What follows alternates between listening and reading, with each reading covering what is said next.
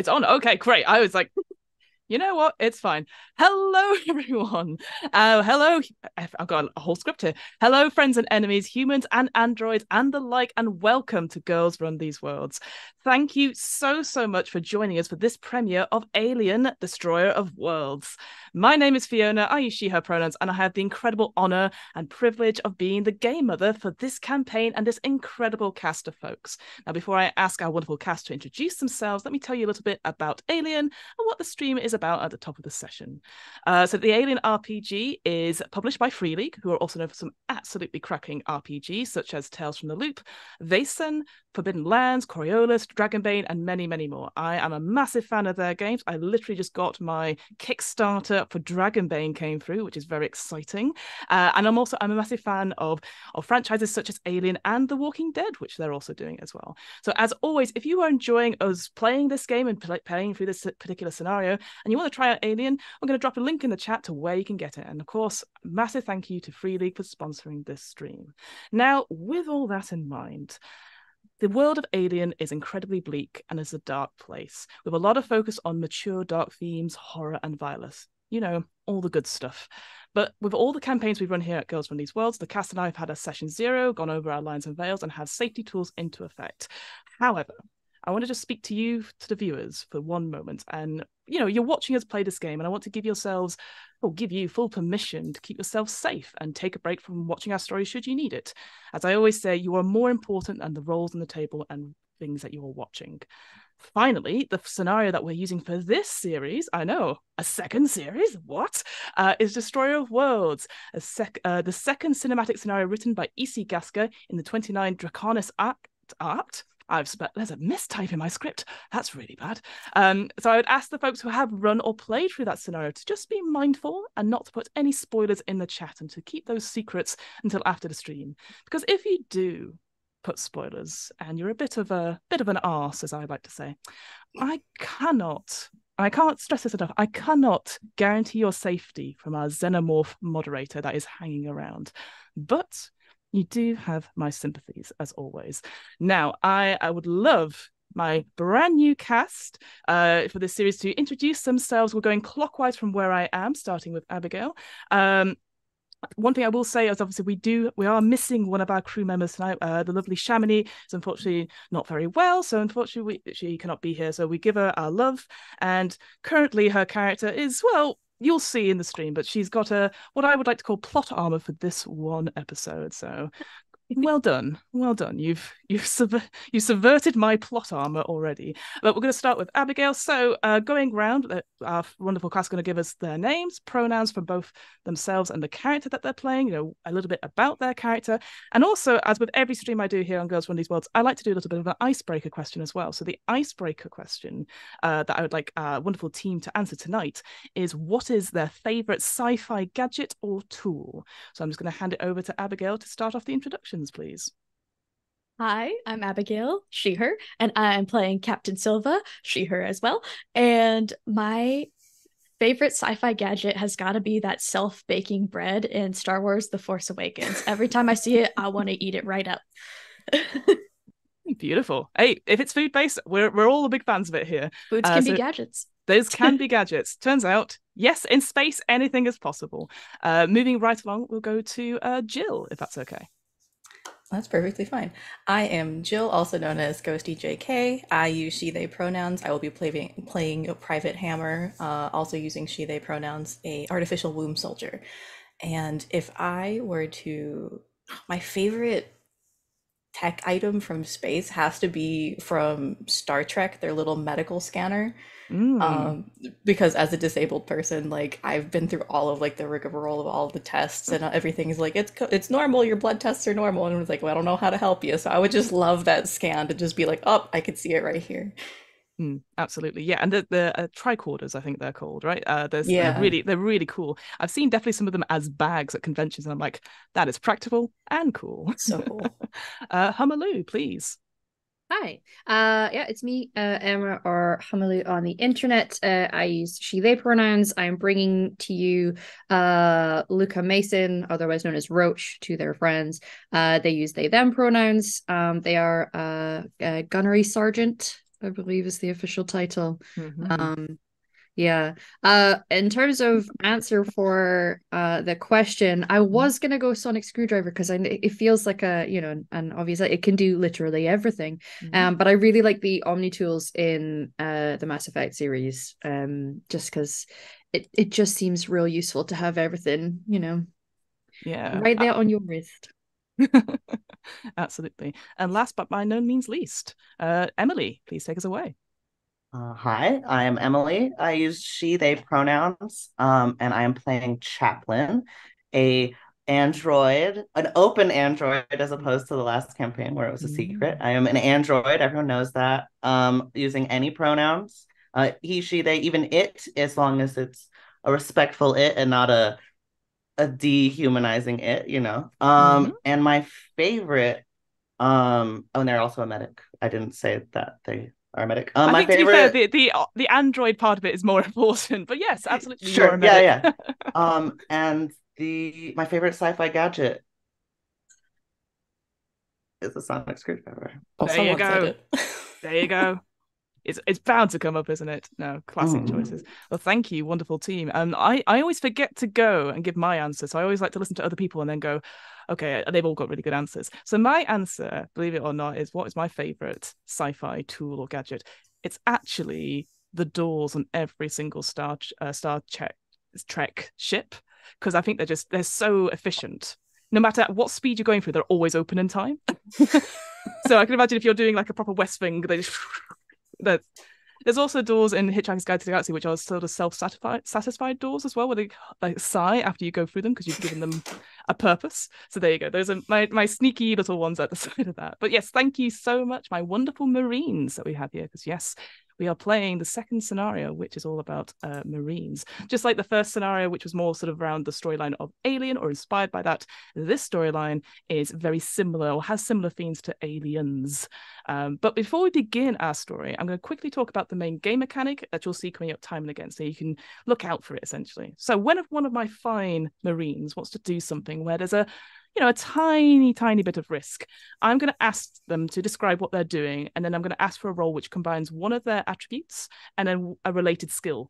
By adding the levels in the skill and attribute together, they're going to create a dice pool of d6s, usually with base dice. So I've got an example here. Obviously, any d6s will do. So the base dice sort of look like this. They will roll their dice pool, and they must roll at least 1 6 in order to succeed on the task at hand. Dead simple, really easy. Like, what could possibly go wrong? However, life on the cutting edge of cold brooding space is pretty brutal, and this is where the stress mechanic comes in. When we're making skill rolls, characters must also add a number of d6s of stress dice. I've got a lovely example here of yellow dice you see here. They have to add a number of d6 stress dice to the pool as well, equal to their current stress level. So, for example, if one person had level 2 of stress, they're going to put 2 stress dice to their dice pool. Now, if they roll a 1 on one or more of their stress dice, I'll just show you an example here on my dice. You can see there's a little creature on it, like a little crabby creature. I wonder what that is. But if they roll a 1 on any of their stress dice, the character themselves risks panicking, and well, things start to go south very quickly when you start panicking. So naturally, the more stressed a character is, the more chance they have at succeeding on difficult tasks, say like shooting something. But there's also more chance of failing with very bad consequences, or even dying. Now, the players can also push their rolls, so grabbing any of the dice that don't show success and re-rolling them. This is not without risk, however, because pushing a roll increases a character's stress level up by 1, and they must include that new stress dice in the push roll. For human players, they can only push their skills sort of once, unless they have a talent that says otherwise, and they can push any skill rolls except any that's already containing a 1 on the stress dice or any death roll. The one thing I will add, which is slightly different from last stream, is because we have an open character who is an android, there's android characters actually operate under different rules. Due to their programming, they don't get stressed and they don't panic under pressure. But as a result, they can't push any of their rolls either. Just something to think about. The final thing I'm going to mention is that one of the most unique elements of Aliens is the personal agendas. Now, this cinematic scenario is going to be split up into 3 acts, and for each act, one of our characters is going to have a secret agenda that motivates their own choices. Now, I've actually said to the players that they aren't bound to carry out these agendas completely, but should they choose to follow them, at the end of each act, I will award them with a story point, which they can spend for 1 automatic success on a skill check. All right, that's it. That's all the admin out the way at the top of the stream. Are you folks ready to begin our premiere episode of Destroyer of Worlds? Never been more ready. Okay, so you've all heard of the oil wars. Hell, most of you have even been out on the front lines as the United Americas, the Free World Empire, and the Union of Progressive Peoples have faced down each other over the scarce oil resources. Too many fronts, not enough grunts, as the saying goes. The United Americas Alliance Command, or the UAAC, and the Colonel Marines maintain an uneasy peace as protesters and insurgents cause trouble across the colonies. This is true of the United Americas refining and refueling station on the frozen moon Ariak. Ariak. Oh, on a frozen moon. I'll come to the name in a second. In the Kruger 60 system, with its oil production and space elevator reaching into orbit from the ground. But the colony itself is in turmoil and decline. The 2180 Weyland-Yutani census catalogued over 200,000 colonists on the moon. In the 3 years since then, it has all but about maybe 2,000 have abandoned the moon for greener pastures. Whilst the military needs of the CMC are still being serviced, most of the colony is now little more than a ghost town. 1 week ago, the Union of Progressive Peoples annexed a nearby 61 Sydney system. All communications with the colony there on LVO 38 was abruptly lost. In response, Allied Command assembled a fleet to take back the Sydney system, using Fort, Nebraska refueling station in Kruger 60 system as a staging ground. And that is where all of you are.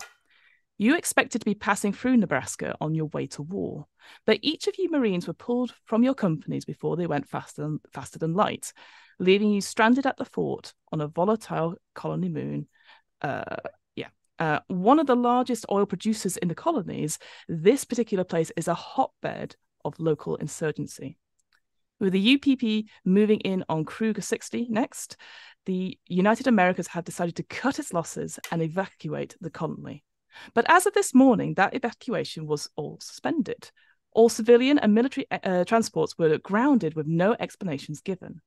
With the insurgency problem, barely a skeleton crew of military personnel and nearly 2,200 divided colonists stuck moonside, it's only a matter of time before the situation blows up. Now, Major Hatfield from the infamous Sin Eaters unit has summoned you for a special moonside mission. Every Marine has heard of Hatfield, a real soldier who puts duty first and lost his arm as a result. His remaining left hand is always resting on the brass hilt of his antique US model 1852 Marine sword, its sharkskin grip bounded by gilt wire. His hand grips his hilt as he speaks. Okay, listen up. Everything you're about to hear is a need to know, and nobody else needs to know. Understood? As of 200 hours, a 4-man Marine squad went AWOL, I said that before off stream, AWOL, from this base with classified information. Intelligence that in the wrong hands means life or death on the frontier.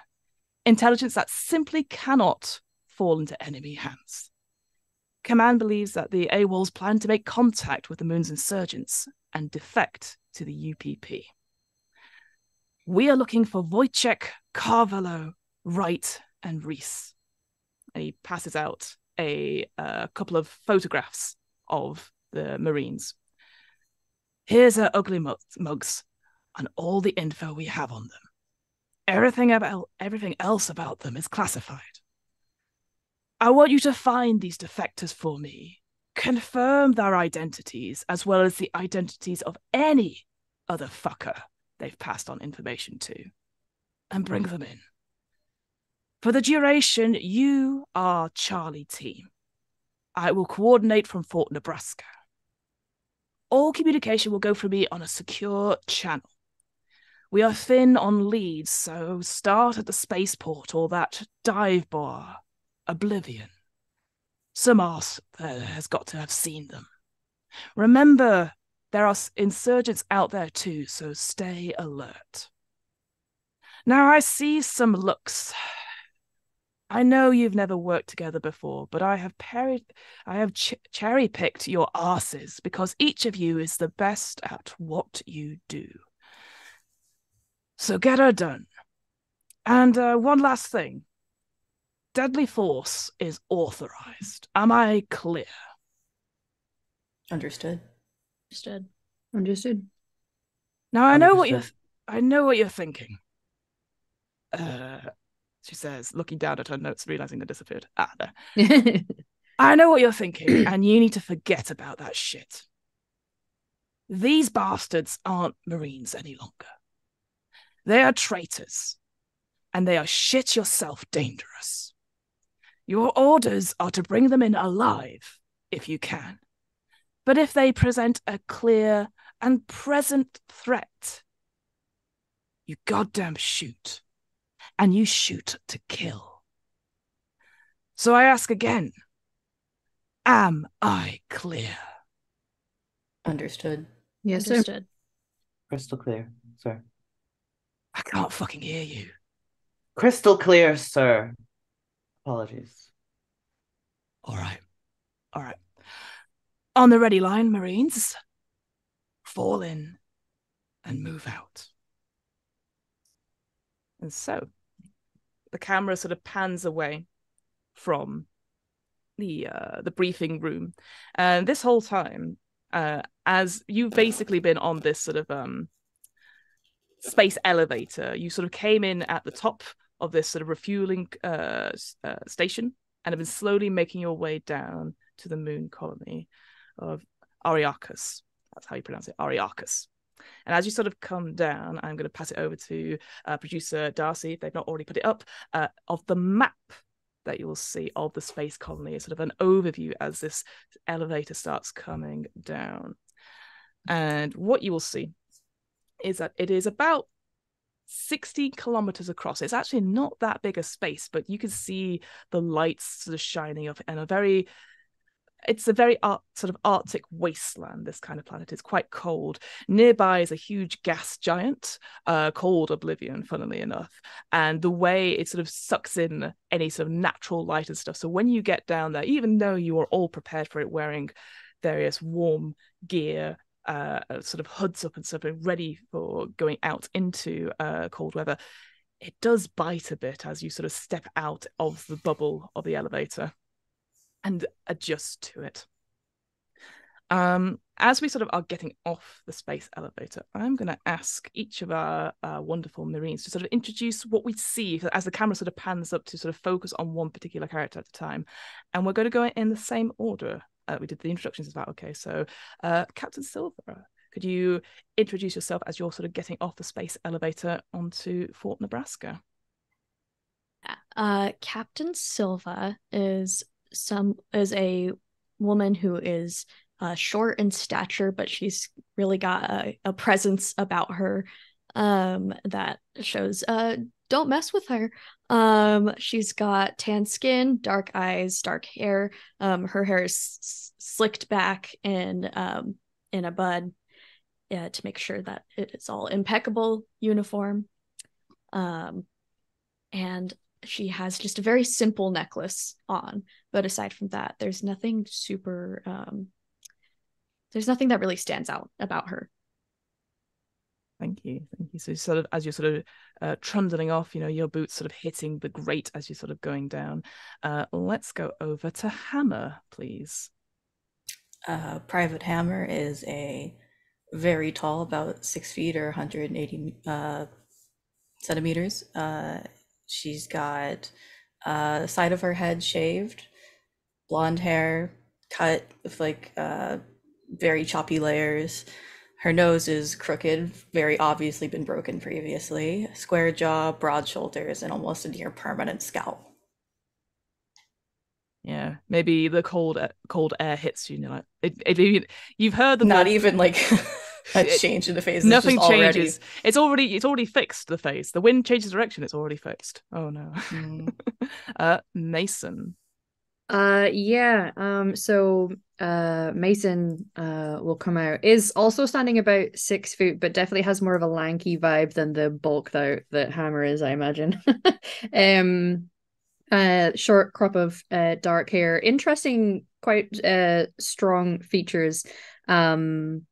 And puts on their definitely not uniform but very needed hat, given how cold it is, and is armed to the teeth.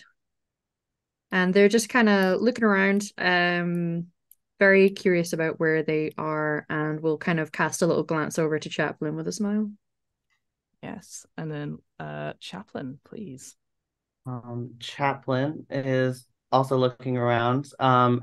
Has that like 60s British boy band haircut, like the mop top situation, is very, very pale, like even for a white person, very pale. Not, I mean, they're not, anyways. They, uh, they yeah, they have a very like serious look on their face, like not like almost expressionless, but just like very focused. The only person not in cold weather gear, Chaplin's just wearing a polo and like cargo pants, has like a crossbody bag and a utility belt with like most of their stuff just around. And as they're looking around, they'll see that Mason is smiling at them and just sort of like, and then go back to looking around. Absolutely. And you folks would see as well, those of you who aren't Mason or Chaplain, that other Marines and other crew members at this fort do give Chaplain a wide berth. It's very unusual to see androids. They have obviously a bit of a history within the Alien franchise, but they are used in military deployments. They are seen as a very effective and under certain obligations and constrictions, mostly that they are not allowed to use weapons of any kind. They are not programmed for violence due to various laws that have been passed. But people do find them unnerving. And maybe you see the same thing, the way sort of Chaplin is looking around. There's definitely like a bigger intelligence in their eyes looking around, that they're calculating things at almost impossible speeds. Incidentally, as one thing I would say about this scenario is that whilst we have 5 players, there are more pre-generated characters. Just thought I'd pop that in there. So behind you, Dante sort of comes out. Dante sort of stretches, again, sort of nose, sort of nods to Hammer a little bit, and sort of like just carries on. It's sort of rubbing their back a little bit, and sort of big yawn, and then sort of stomps off to find some coffee, strong coffee. And then sort of the other two, Iona, which I believe, Captain Silver, you wouldn't sort of have a passing sort of knowledge of or something like that. It looks a bit more nervous. So again, a very string bean sort of individual, a little bit sort of like hands looking around, checking things, etc. Sort of nods to you, sort of like got your back sort of style. And then from out of the back of the space elevator, sort of a wider than they are tall individual sort of comes out, all of which you sort of had this person in the briefing, Zimi Jewski, like one of those people that when you get a bad vibe of someone, this is the kind of person. They've sort of like were a bit dismissive during the briefing. You could tell that they wanted to ask a lot of questions of Hatfield about why they've been taken out from their unit. But with various sort of eyeballing from Hatfield, they just sort of took it back on their high heels and just sort of polishing around their various weapons and stuff, not really caring to engage any of you with sort of chit chat, so to speak. But that is our crew, our sort of 7-person Marine squad. You are currently in Fort Nebraska, which is sort of basically the anchor point, which sort of anchors this sort of refueling station. And then beyond that is the rest of the moon colony, which Major Hatfield says that is where the missing Marines have sort of got into. And with the full shutdown of evacuation happening, you suspect that they haven't gone off moon, that they are somewhere in the colony, and it is your mission to find them and bring them back, as said before, ideally alive. But if there is some issues, deadly force is acquired. So currently, you go down into the sublevel 1 of the Fort Nebraska base, and you can see there is an APC, an armored personnel carrier that is being souped up and sort of ready for you folks to go. And there's other things there that you can retool. So I guess my sort of general question to you team, is there anything that you would like to get in addition to the gear that you already have brought with you from your unit? Now, this is where this is going to be very boring for Fiona, where I just say, yes, let me look at where it is in the core value, but it's giving you a chance to look over things and maybe having a time to introduce yourselves to each other. So I'll sort of leave the scene to you folks. What is it that you folks would be doing at this point? Hammer is definitely going through all of their weapons right now. One of which is quite large, is a smart gun, kind of just making sure that the arm is working and that everything is in working order. She's not really looking for anything else. She feels pretty confident with what she's got for right now. Yeah, that makes sense. And there is definitely ammo available as well. So another fact I will say, sort of peeking behind the game mother screen, is that you don't count how much ammo you have, because that's really boring. But if you are firing and you roll a 1 on your stress dice, you empty the clip and you need to reload. And so you will have something called reloads. So you might have a certain number of reloads and stuff like that. And here you can get a few additional reloads. So if you want some reloads for your weapon, just let me know. And I'll just give you a round number that you can take with you. Obviously, you can't just be packing because you do have a capacity limit. I think it's based on your strength. But yeah, for a reload, I think it takes about a quarter of your inventory space. So Hammer is just sort of tooling up, just checking, looking super cool. Like, all these individuals so like, badass. The camera's finding all the right angles for you. So absolutely. Just like a zoom in on like the bicep as they're moving around the gun. Mm-hmm. That's such a Vasquez moment. I know, right? Yeah. Somebody's watched a film. Yeah. I think Roach is likely just sort of like moseying up, having a bit of a look. Might take some ammo actually. Just to be on the safe side, I feel like they, for whatever reason, like to be on the safe side wherever they go and whatever they're doing. So we'll be doing that and just sort of like eyeing up Hammer like from behind though, and I'm gonna look at Chaplin and do like an eye roll that's like, yeah, great. One of those. And you can kind of, if anyone gets close enough, I imagine in one ear, conveniently hidden by the hat, there's a little like earbud that's just like got some techno music going. So you might hear the boots and cats as you're walking past, if you get too close. Chaplin has just the tiniest little smile appears on Chaplin's face when Roach eye rolls. But other than that, like you'd have to be looking to see it. It was very very tiny. Yeah. What about yourself, Captain Silver? Is there anything that you would be doing? Yeah, so I'll get some ammo for myself, and Iona, Iona, yes, yeah, Iona, her what's her role again?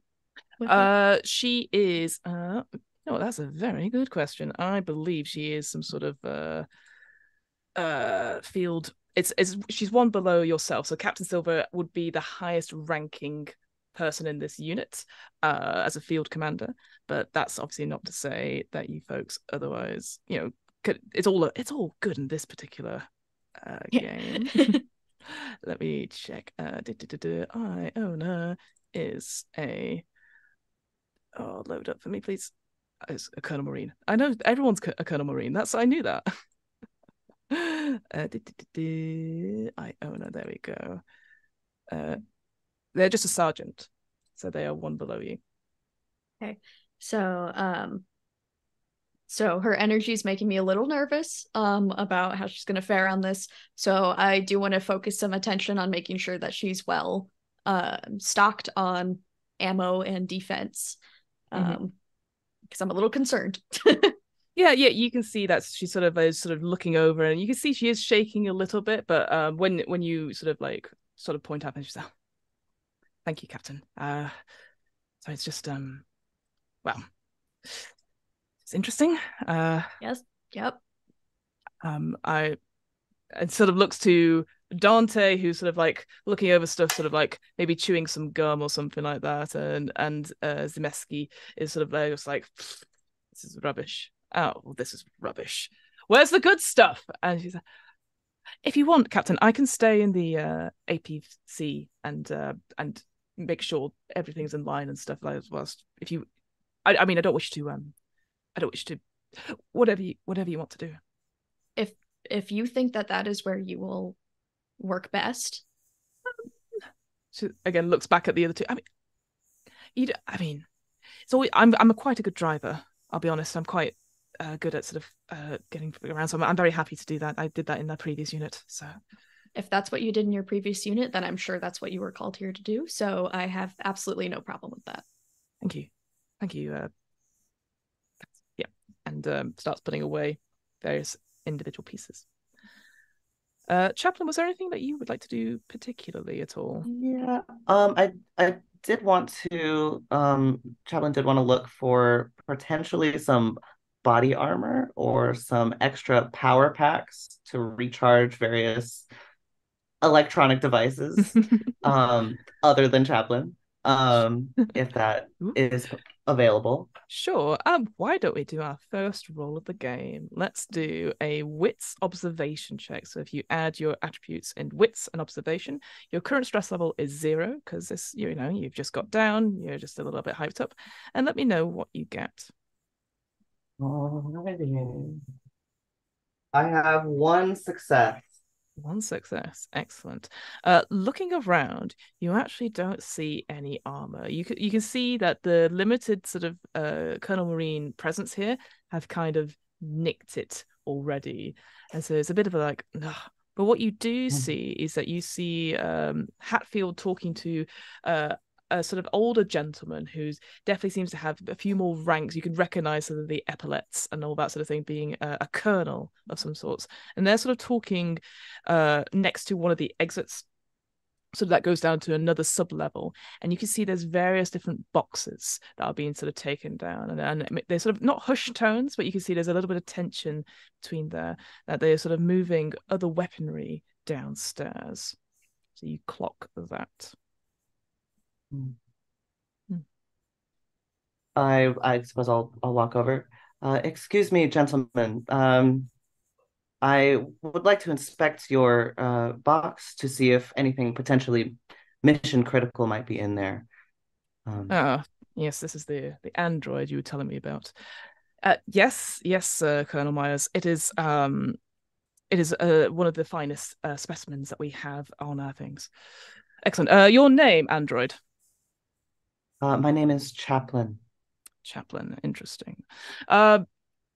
Unfortunately, Chaplain, these boxes are meant for only those forces remaining here at Fort Nebraska. They are, how do we say, a last resort. The insurgents happening here are going to try and attack the elevator. So obviously that is still the thing that's still moving to and from. So we are moving those there. So there's nothing for you here, Marine. Have you, where are you getting this intel? Is that just your tactical assessment, or have you heard any chatter about their strategies? You didn't say that this android would have a sense of humor, Hatfield. Hatfield goes, I'm sure that Chaplin here will know that this urgency has been happening for some time, and that with possibly the UPP taking over the previous system close by, that danger is everywhere. So we must be careful. And Chaplin, I'd like you to do another roll for me if you could. I'm just trying to think what it would be. I think, yeah, let's do another wits. We're going to do a wits com check as you sort of search your databanks to see what you know of this colony. Oh, I don't know anything. No, this colony, like all you know of it is that it was one of those sort of colonies that's when the colonists sort of arrived, they found there was lots of oil on it. So they sort of got a lot of profit from that, and then the oil war started to happen. But that's about as most of you get. And well, the UAAC and the Colonel Marine sort of task force use this place for refueling.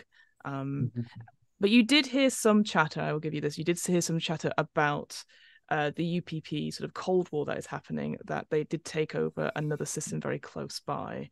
So everyone is sort of on high alert on that front. As you're sort of chatting, the various boxes are sort of taken down by, you can see a power loader sort of comes up, small operating power loader, and sort of picks up one of the boxes very carefully and sort of trundles slowly but surely down a ramp to the sub-level 2 you see a sign for. All right. Well, I trust your tactical assessment, as you have been here and I am new to the situation.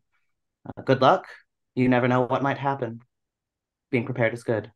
And I just turn and walk away without waiting for any kind of social niceties of leaving a conversation, and then just go stand against the wall and wait for everyone to be ready. Yeah, just observing. Yeah, you definitely hear Myers sort of going, and a sense of humor, and a sort of mottos as well. What will they program into these things? Incredible. Is anyone else doing anything before you get into the APC? Have we been informed that there is a captain to this team? Or are we all just kind of... You would have been pointed out during the briefing. Again, a very brief introduction by Hatfield, sort of going around, but it just expects you to get on with the job. So you'd been given each other's names and sort of roles per se, but I will allow you to go with them as you wish. Fabulous. Then I'll go sidle up next to Silva and give a little respectful nod of the head. So, got a game plan? I think the game plan right now is to go to the requested locations and see if we can figure out where the AWOL Marines are. Okay. So this dive bar first, was it they seem to pass it off as being some kind of dive bar, right? That it's not Yes, the two sort of locations Hatfield sort of suggested was the spaceport, which is down in the South District, and then downtown is this bar called Oblivion. And then maybe a little bit of chatter talking to another Marines or two, you discover it's called the Eye of Oblivion. Eye of Oblivion. All right. What would you like to hit up first, Captain? I'd say at this point, everyone has sort of circled round Silver, even if you're aware of it or not. Yeah. Well, Sergeant, I do think that the downtown Oblivion dive bar would be the best place to start, especially if they're trying to blend in. But as a Colonel Marine, it is very hard to blend in. We kind of stand out. Just a little. All right. Wow. It's not exactly your run-of-the-mill job, I suppose. Nope, I would say that this is pretty new. Seems pretty easy to me. Just point me in the right direction. Yep. That's why I like you, Hammer. Try not to be too trigger happy. I know we're authorized to fire, but we should only do what's necessary. I'll follow orders. They were Marines once. Let's try to bring them in first. As you wish, Captain. Iona sort of peeks their head out of the APV and is if people want to shotgun seats, unfortunately, Dante's taking the seat. Fingers. And Zeminski has taken the far back. It's the only seat that could fit them. So Captain, I don't know if you want to do a seating arrangement or. I don't think a seating arrangement's necessary. No, I think we're all adults here. Great. So I think we can do that. If anyone's motion sick, though, don't sit towards the back. Try to sit as close to the front as you can, please. We don't need that. If we run out of room, I can hang on to the outside if necessary. No. Chaplain, there's plenty of space. It just might be a bit of a tight squeeze. Okay. I mean, I'm sure if Zeminski, if you budge up a tiny bit, someone else can sit next to you. Hammer's gonna Bagsy, walk not over. it. Hammer's gonna walk over next to Zeminski and just plop down next to them and man spread right back. Just try and like force themselves in. Oh really? Love Okay. I'm gonna make you do a check for that because that's brilliant. I love it. What would I make you do? I think It's a challenge of BDE energy. This is it really is. Like... I feel this is like a command check, so that's an empathy command. Ooh. Are you sure about that? Yeah, I'm pretty sure because you're trying to command. I'm interpreting it as a commanding presence and stuff. So it's your empathy plus your command, and you don't have any stress currently because you're showing off a bit. No successes. No successes. Zeminski does not budge. So, if anything, it's very tube like. I appreciate this is a very UK reference, but you're like nobody moves. No. So you sort of all pile in. And there's like it's enough space for weaponry and stuff, but it is tight, you know. So it's basically an armored peeper carrier. I mean, it's rather than sitting like side by side in rows. There's a sort of a central bit, essentially, almost like a carriage, you know, a metro carriage, so to speak. And then Iona's like, all right, let's take it for a spin, and starts driving out of Fort Nebraska base into the colony. So my question to you, my wonderful team of Marines, where are we going? There should be a map that is sort of close to us. Fort Nebraska is in the middle, but if we zoom out a little bit, you can see there's a couple of other places. So the ones that Major Hatfield sort of mentioned were the spaceport, which is down towards the south.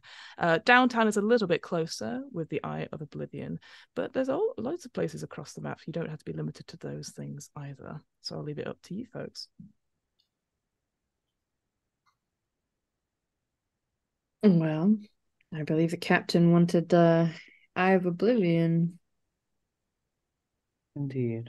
Yeah, happy to fall in line with that. Eye of Oblivion. We all good?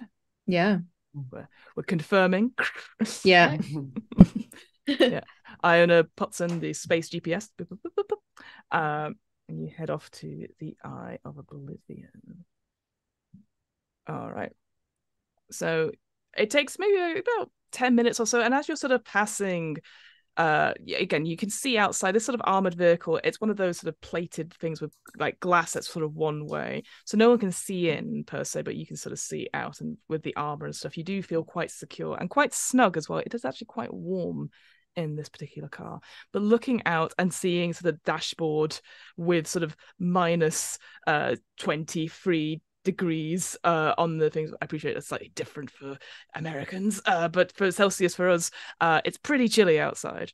You don't see anyone moving about per se. You see buildings that are locked up quite tightly, a couple of derelict buildings as well.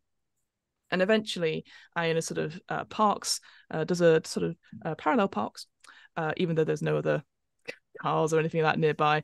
outside a sort of large building, Right. and you know it is the Eye of Oblivion because it's there. You see like a large blue neon winking eye with like a red crescent moon in its center, marking the entrance to the colony's only open bar. As you sort of are getting ready to go out, Iona sort of again emphasizes that they're very happy to stay with the car. And Dante and Sineski said like also sort of without sort of giving them too much to say, they also stay with the car. So should you need them, you just need to call them. But as soon as you sort of all get out of the car, the door shuts and beep beep locks. For plot's sake, so that they don't come too quickly. But as you're sort of outside, and you can see the sort of neon sign, there is a very faint sort of rumble of a bass. Mason, you probably feel it a little bit because obviously you're listening to it, to your own music, and then maybe you're taking the earbud out slightly, and it's a very similar vibe as the music on that front. So you're like, Immaculate. Yeah, I'll take that out. Enjoy the local sounds. Enjoy the local sounds. Is there anything you folks would like to do before going into the bar? Are we walking in like fully armed? Seems like it, but I'm just gonna ask. Yeah. Kaplan will like lean over to Mason and say, try not to get yourself in too much trouble on this one, okay? I don't know what you mean. You and my medical tools know precisely what I mean. Best behavior. Thank Promise. you. Seems to be asking a lot. I can patch you up. Just be careful. I know you got my back. We good. The outside of this building, is there anyone I don't know if you would come out to enjoy a cheeky smoke break, given how cold it is here, but is there anybody on the outside of the building that we can see? No, for exactly what you just thought. It is too cold. As you sort of hear, even though you're sort of wrapped up with your hood and stuff like that, you can start to feel the cold start to bite at your Cold fingers. nose. Yeah. Yeah. Chaplain doesn't seem to feel anything, even No. though they're in a polo. Again, it's kind of weird, but you're very used to this at this point, in that sort of sense that like they do not feel the cold at all. But you do suspect, Chaplain, that if you were in cold for too long, i.e. a couple of shifts, maybe it would have an effect on your system, but you're all right for the moment. But yeah, so yeah, can't see anyone outside just now. All right. Are we going in and acting natural? Because as natural as I can act. yeah, you know what I mean. Our own versions of natural. We're led to believe that there is marine presence in the settlement, right? So would it be like completely out of the ordinary for us to walk in this bar while we're dressed as we are? Sure. You suspect, from what the sort of information you've been given and what you sort of see around the sort of colonies, there are posters of Marines and sort of various bits. You do see how there are sort of propaganda for like joining the insurgency, power to the people, that sort of thing. Very much UPP rhetoric. So whilst your presence isn't unheard of, because it is a United America's sort of stakehold for oil, you're not going to be liked. There's definitely people might not like you here. Yeah. Well, Go for it, Chaplain, please. All right. I could attempt to present myself as a neutral third party, as the one who looks least like a Marine at the moment. I will certainly be treated like an android, as I always am, but that is an option if we wish to consider all possible tactics. The other thing I'd say for Captain Silvers is that you would be aware that maybe splitting up folks, so only a couple of you go in and some people wait in the APC, is also an option as well. Because again, you would all get the sense of Marine presence here is tolerated, but 1 foot wrong could be dangerous.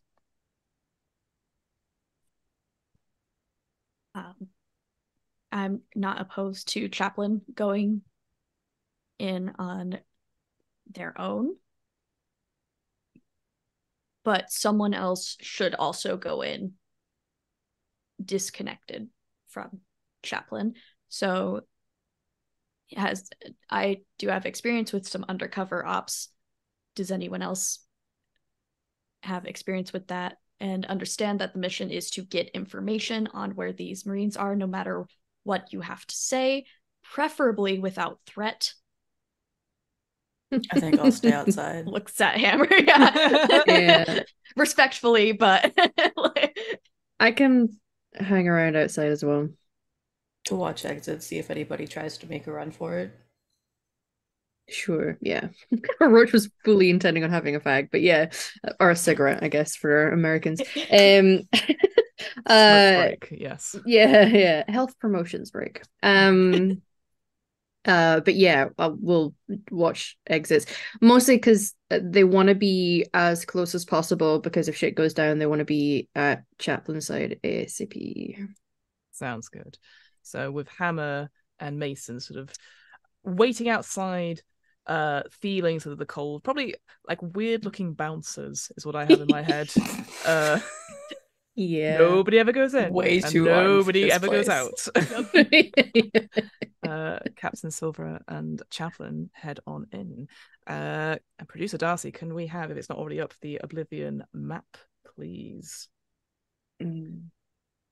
So you will see an interesting looking bar. That sort of bass sort of rumbling starts to come full force as you enter through the double doors at the top there. The smoke in this place sort of stings your nostrils, Silver. And sort of the alternating sort of crimson and sort of blue lights sort of burn a halo ghosts in your retinas. Far towards the sort of in front of you, essentially, there is like an S-shaped bar. It's almost like a snake going across, and you can see on top of it sort of silhouetted dancers sort of swaying rhythmically across the stage. Whilst the rest of the sort of town that you came into seemed like a ghost town, this place is actually quite packed with sort of locals and sort of migrant revelers sort of celebrating what seems to be the end of the world. As I said, there is a sort of this bar that's sort of shaped like an S, and all the tables around here, the bar has like a lit surface underneath that doubles as a stage. You count, Chaplin, about 9 dancers, sort of all going up and down, doing various sort of in different kinds of dances. Some of them a bit quicker than others, a bit more sort of natural. Some of them are just sort of there, just going through the motions, essentially. And the crowd around you, it's quite dense, but as Silver and yourself sort of make through, you can see this sort of people start to shy away from you, suddenly realizing that a Marine's presence is here. What would you like to do, Captain Silver and Chaplin?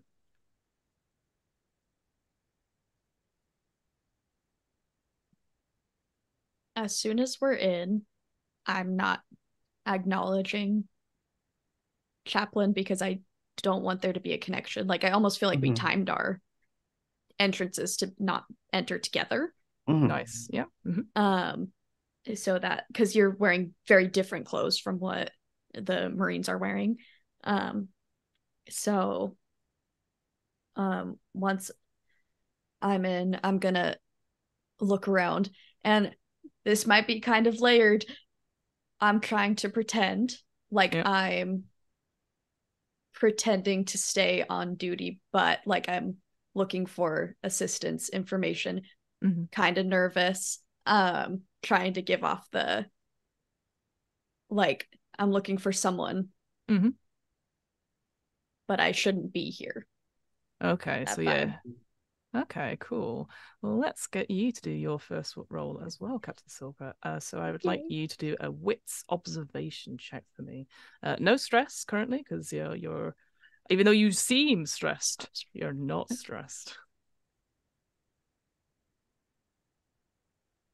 And just let us know what you get.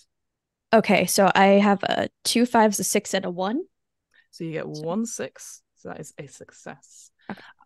Looking over, you can definitely see the patrons are sort of shying away from you. Some of them are starting to hide things in their jacket pockets, perhaps. Stuff you've probably seen before, people just hiding illegal matters and stuff like that. But you don't really care about that. You're trying to look for someone to give you information. Looking towards the bar, you can see somebody that's sort of next to the bar, sort of cleaning glasses and getting drinks as well as the dancers, and sort of looking up to them and making sure that they're all okay. Sort of a woman who is sort of like not wearing very much in terms of sort of like outfit style, but seems to be sort of like got a little sort of a collar on over a little sort of bow tie, and it's like very much looks like, it's kind of weird. It's that sort of set of, it's almost like a 1920s sort of like vibe, if you see what I mean, with maybe like collars and stuff like that, but very, very much showing quite a bit of flesh. But she's just going about cleaning glasses whilst all the dancers are sort of dancing around, sort of trying to entertain the patrons here. All right. Yeah, so I'll go sit at the bar, and just kind of act like relieved, but also like looking around, trying to make sure I'm not spotted, but like I'm not supposed to be here. Cool. Just before we go on, Chaplain, what are you up to at this point? Because you see Captain Silver sort of go into acting mode. After waiting, enough times that it doesn't look like we're together at all, Chaplain will just walk in, take in the situation, and then walk directly up to the largest group of people. Excellent. All right, I'll come to you in a second. Silver, as you sort of, there's a dancer sort of comes over to you, sort of a lady with sort of long black hair all the way down to her sort of waist. Again, sort of in very dancer's garb, and she's sort of dancing in front of you and goes, "Hi there, newcomer. Hi. You looking for a good time tonight? Or is this just a strictly only visit?" I'm trying to. Oh, don't think too hard. It's the end of the world. And I think that might be the problem. It's not a problem. Not in here. Let me get you a drink. What would you like? What do you have? She looks around. Well, Faye too has many spirits. Maybe she's got a whiskey back there. I can go check. I'm Bobby, by the way. Bobby. I'm Beatrice. Beatrice. What a lovely name. Thank you. Now, there were I was supposed to be meeting some people here. Oh. Friends? Enemies? Friends. And I am afraid I might be a little late. It's kind of difficult to get here. But they were a part of my group. Have you seen anyone? I see lots of people around here, Sugar. Do you have a photo? Any sort of image or something?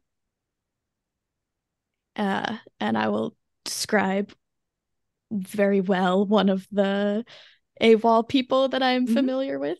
Yeah, absolutely. You would know, and probably all of you would be given like not wanted posters, but the equivalent of. So maybe you actually pull out these sort of like images. Yeah, as long as it doesn't look too good of an image, because I want them to be like, that's pretty good quality for you to have. Make for me, Captain Silver, make for me an empathy manipulation check, please. Yeah. Okay. This is all my dice.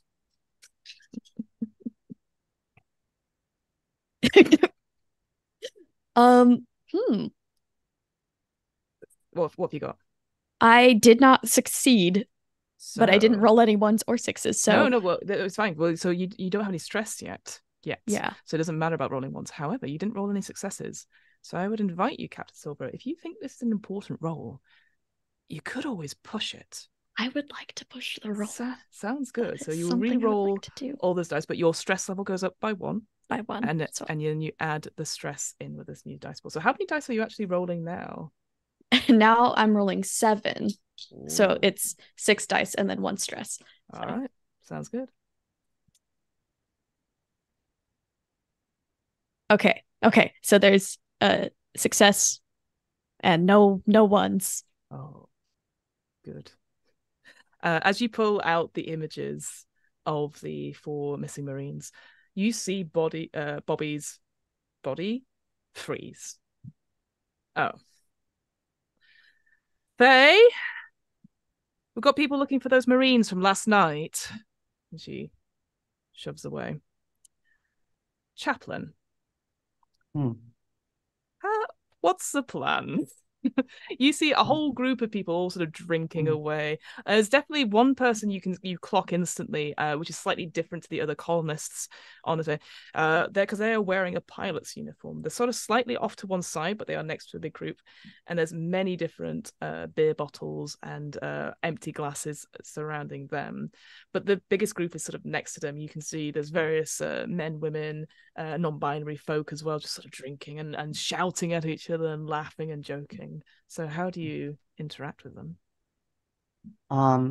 Well, Chaplin's gonna play it very cool. Yeah. Very subtle. Yeah. It's gonna walk straight over right next to the group, like near but not like directly next to the pilot individual, and will very loudly say, "Greetings, what are you celebrating here?" Oh, fuck me, it's one of those droids. Fucking hell. Where'd you come from, mate? I came from space. I just got here. Oh, wait, you came from space to be here? Fuck me. Indeed. Why would you do that? We're all trying to get up here. Yeah. Well, do you want a drink? Do you want a drink? Oh, no, they can't drink. Oh, no. Have a drink on us. Have a drink on us. And they force like a glass into your hand. I am not certain what would happen were I to imbibe this, frankly. I will not get drunk. That is a certainty. Fine. Give it back. Give it here. This is mine. I paid for it. I would not wish to deprive you of your imbibement. Cool.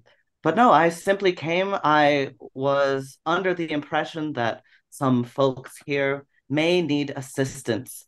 Right. Possibly medically. And yes. That is one of my specialities. Really. Well, we all need help here, love. We're all trying to get out of here, and we can't. So. Oh, do tell. They've shut the evacuation off. There's no explanation. Like, there's hundreds of people stuck at the spaceport. So we just came here, didn't we, lads? Yeah, and there's lots of cheering and sort of rhubarb from the people at the back. Interesting. And who shut down the evacuations? Who shut them down? Nice one. And points to sort of a patch on your jacket indicating the Colonel Marines. Ah, yes. Indeed. That does make sense. Well, I am sorry. I no need to apologize. It's all fine. We like being here. It seems like it. So what do you all sort of do here? In fact, is there anyone who is particularly well informed amongst you? They sort of look around. Go, yeah, I am well informed. Sort of a gentleman says, "Yeah, I'm informed. I'm informed that we're all gonna die here because your people and the UPP are just fighting over nothing. And we're stuck here because of your disagreement." Between you and me, it does seem like some organic nonsense. Yes. I'm sorry you're caught up in it. It's fine. Chaplain, can you make for me a wits observation check, please? Certainly. Let me remind myself what my observation skill is.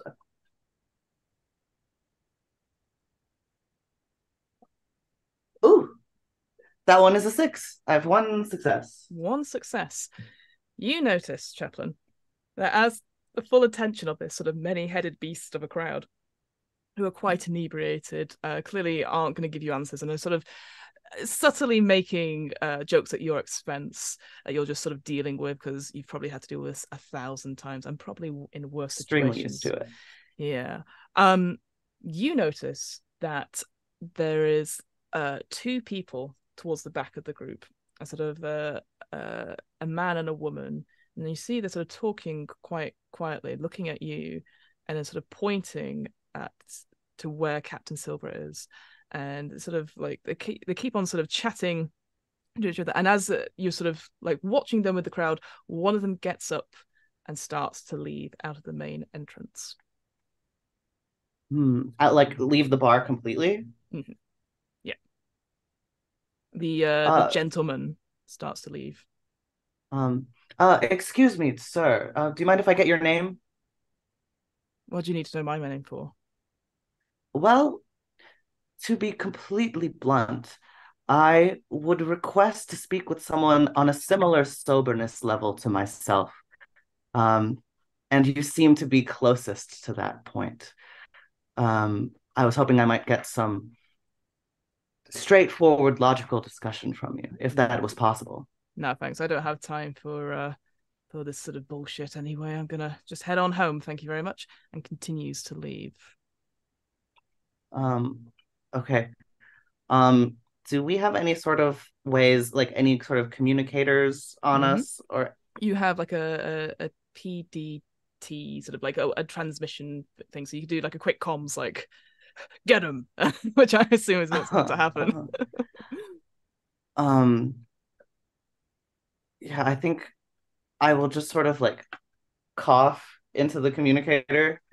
At like almost just try to look like I'm just like coughing and clearing my throat, like hiding that I'm trying to speak into a communicator like as much as possible. Yeah, like androids do. Yeah, androids it's not a and their very lungs. good. It doesn't make sense, but it's what Chaplin thinks to do. Yeah. You've seen it done in films before. Indeed. Got the black lung. And we'll just try to like subtly catch Silva's attention, if possible. Yes. So Silva, you to sort of get a sort of a beep sort of indicator on your sort of personal communicator device saying that Chaplin wants a word, or is trying to message you in some way. I just try to like I'm just trying to like look between Silva and the person leaving as much as possible, like as subtly as possible, but as noticeable by Silva as possible. I don't know how subtle that's going to come across. You're sort of doing this with your head, like flipping to the outside of the bar, Mason and Hammer, you've been there for a little while. It is a bit chilly. Yeah. So I would like you both to roll me a strength stamina check. And let me know if you have any wands. Okay. Yep, that's a lot of dice. Yo. No ones? Do you need to know if we have sixes? No sixes. I rolled 2 ones. 2 ones. Brutal. It is pretty cold in this place.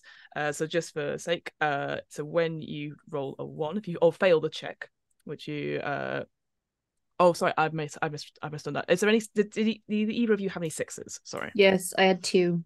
Yeah. No 6s. No 6s. Okay, so it's still different. So if you succeed, that's Built fine. different. Yeah, it's fine.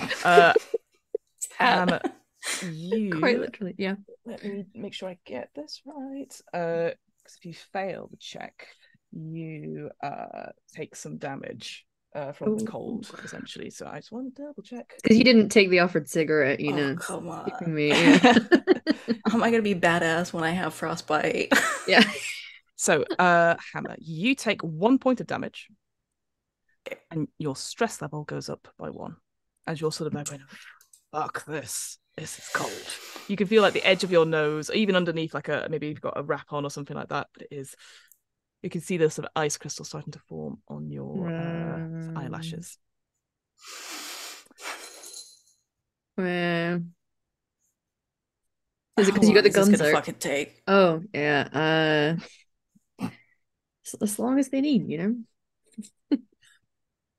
You're right there. Fuck off. Noted.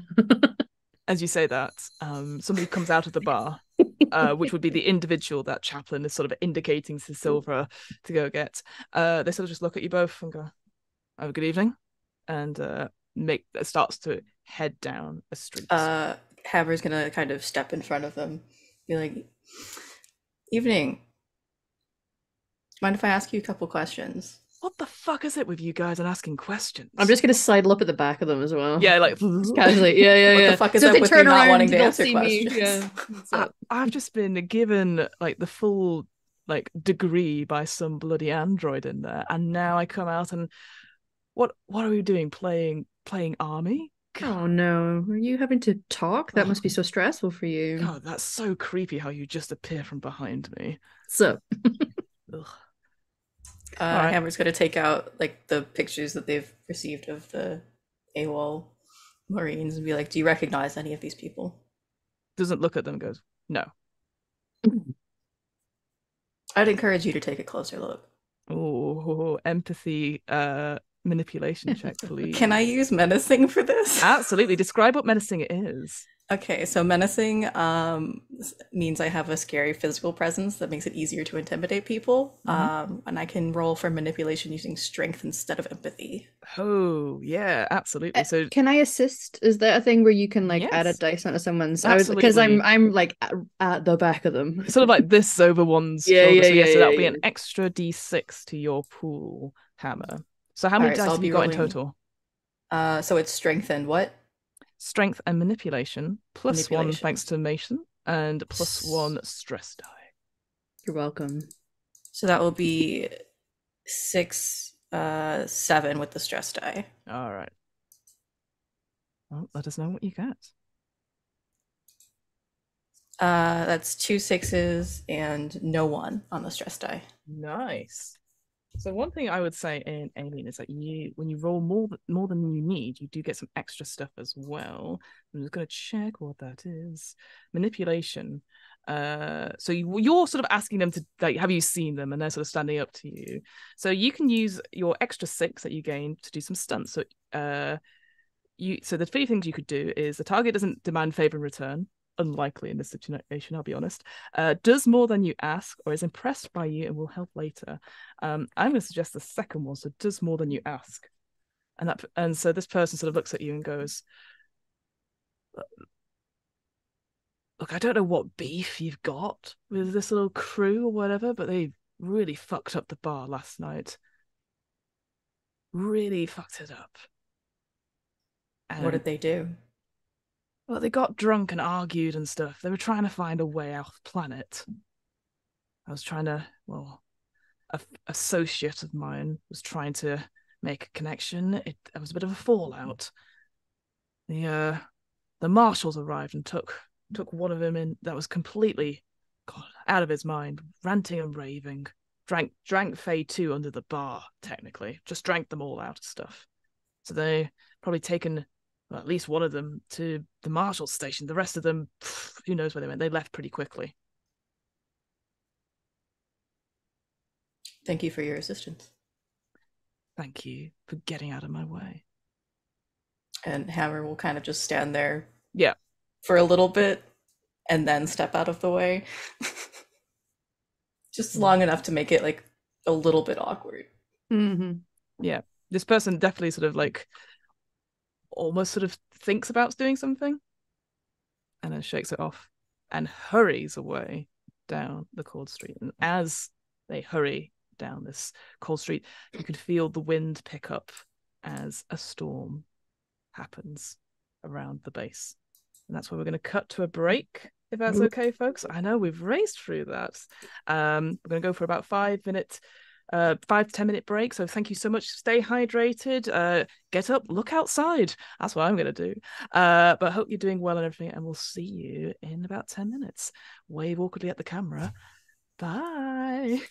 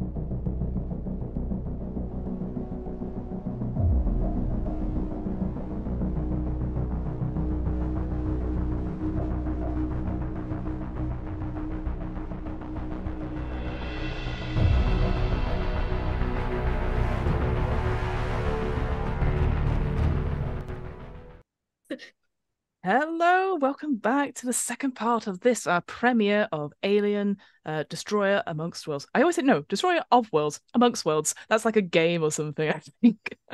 Thank you so much. Thank you for coming back and thank you for being there. How cool were those credits, by the way, folks?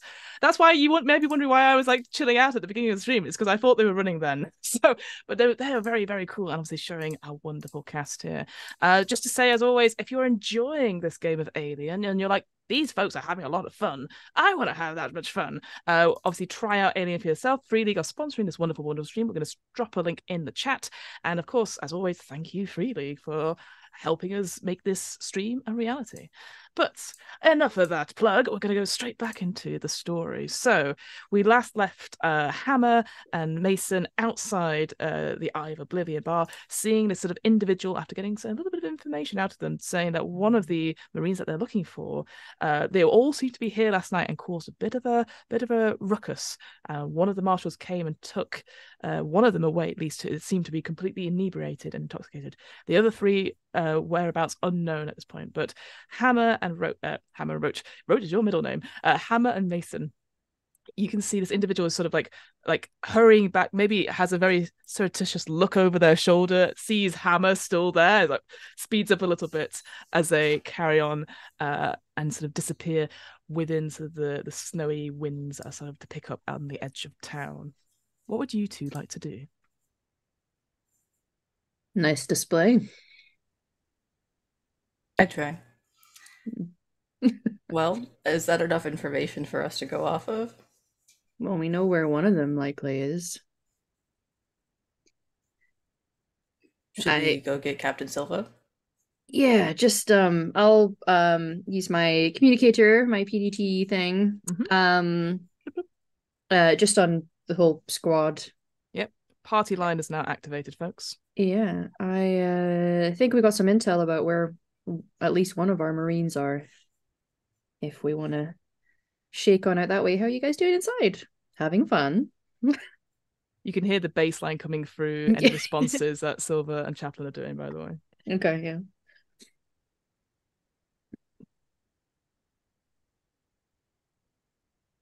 You have information on where one of them is? Something about the marshal coming and taking him to the office. The others are looking for a way off. Possibly the spaceport. All right, we have a lead. That's all we need. Good job. That's yours. They created a big stink in there last night, by the way, apparently. Got real drunk, fucked things up. Unlike them. All right, well. Chaplin will say both over the comms and also like out loud to the people that they're standing by. Yeah, they're all looking at you as you probably stopped listening. I hear there was some trouble last night. What are you talking about? No, there's no trouble, mate. There's no trouble here. There's the crowd sort of like around you at this point. You probably can hear Mason and Hammer, people going, there's no trouble. Like you can hear that rabble from outside as they're sort of talking to the chaplain. No, I think we can be honest with one another. I cannot be... there are some things that are obviously classified, but, you know, I'm here to try to make sure that no one gets hurt. Oh, God, this android, man, it says party pooper, boo, boo. Booing you from the... They're not moving from the bar, but... Fair enough.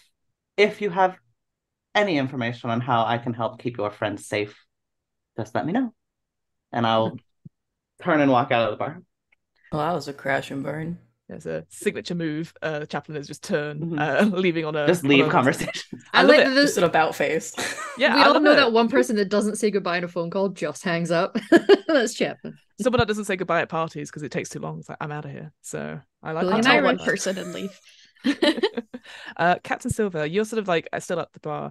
You can see Bobby has gone over to the individual that is sort of dressed in that sort of like 1920s sort of garb, cleaning bot, and you can see she's talking quite urgently to this character, and then looking back to you and looking back to it, and you can see the person sort of nods and sort of like puts a comforting hand on her shoulder and moves Bobby to another side of the bar, and she puts down her drink, and this individual comes over to you and goes, "Greetings, Captain Silver. Yes, it says so on your tag.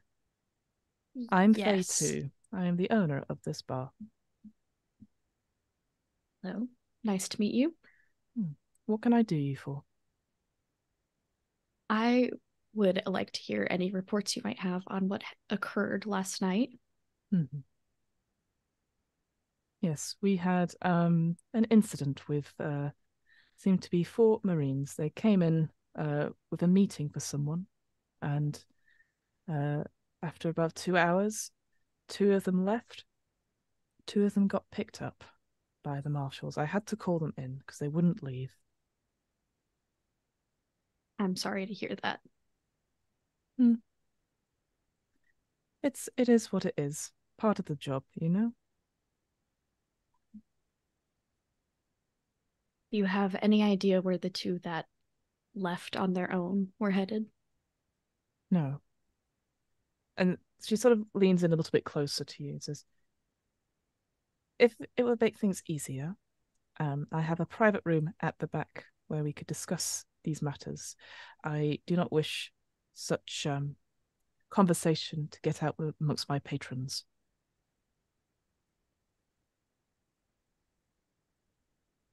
May I see? I don't know what kind of check this would be. Yeah.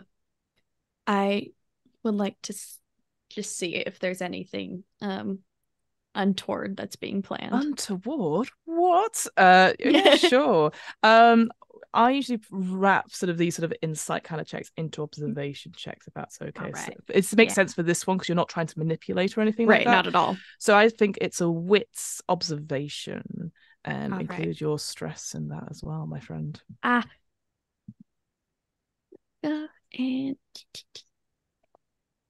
okay.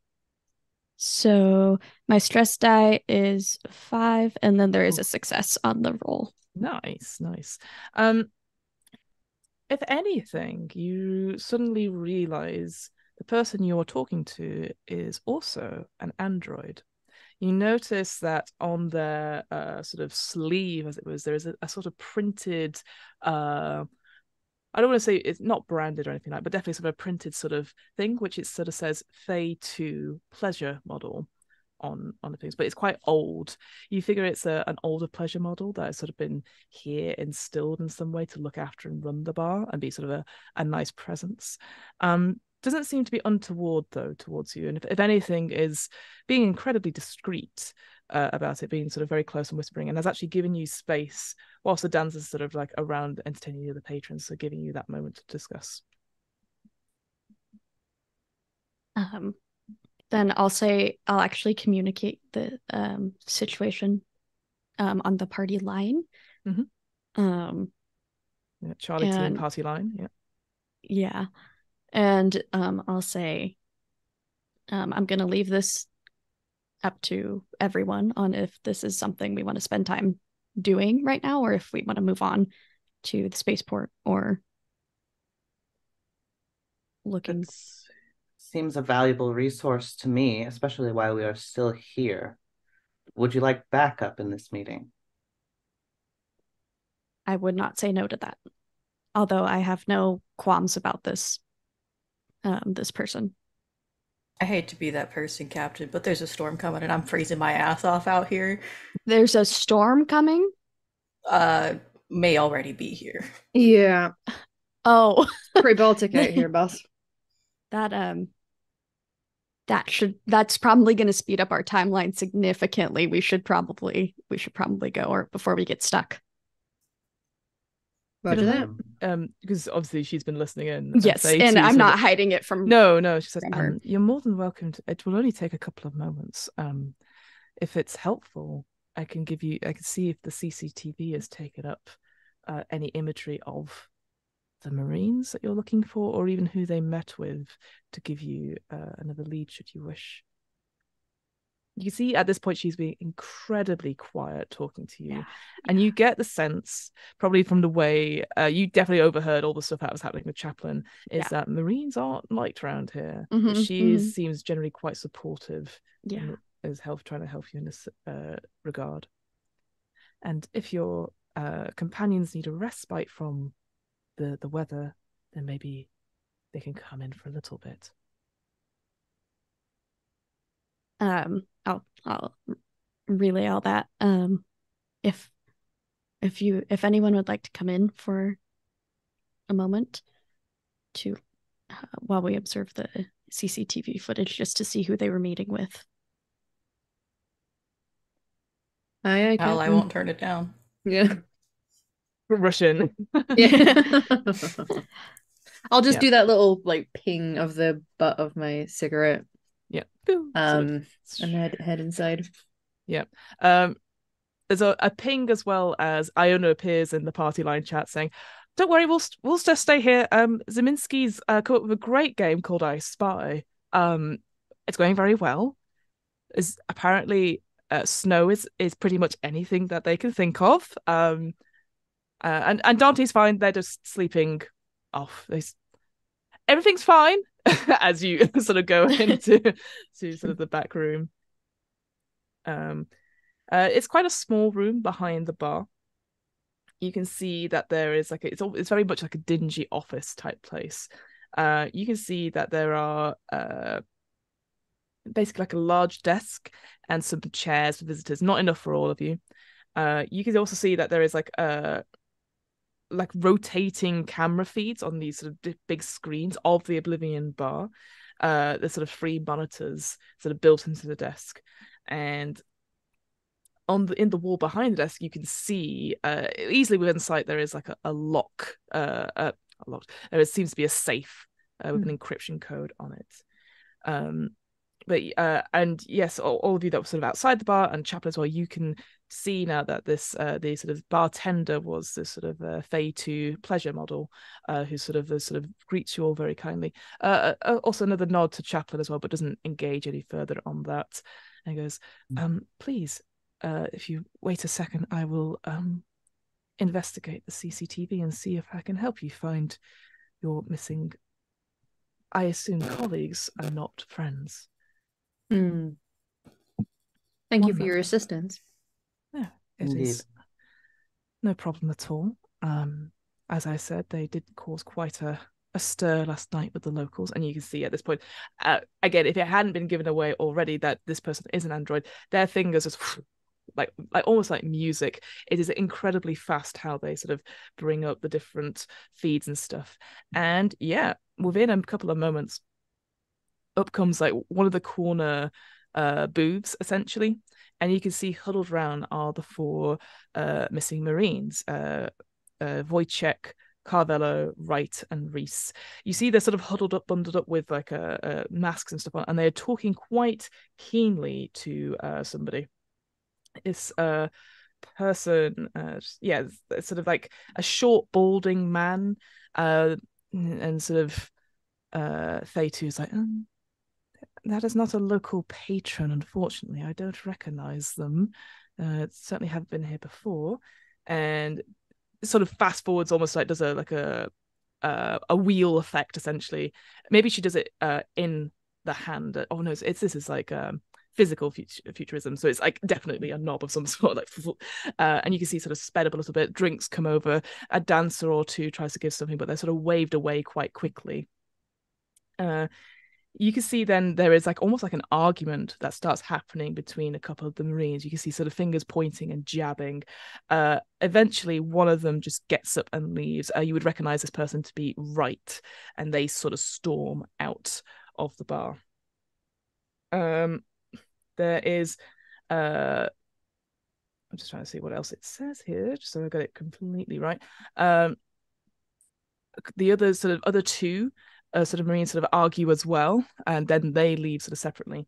And then the last person, who you'd recognize to be Reese, continues to drink with the other individual, and almost gets to a point where they're sort of slumping over each other a little bit before the marshals appears and grabs both of them and takes them out. Clearly, like you can see even Faye too sort of is talking to the marshals, indicating that they need to be removed from the premises. They just get sort of loud and leery. Nothing doesn't seem to be too violent. They've gone past that point in terms of intoxication.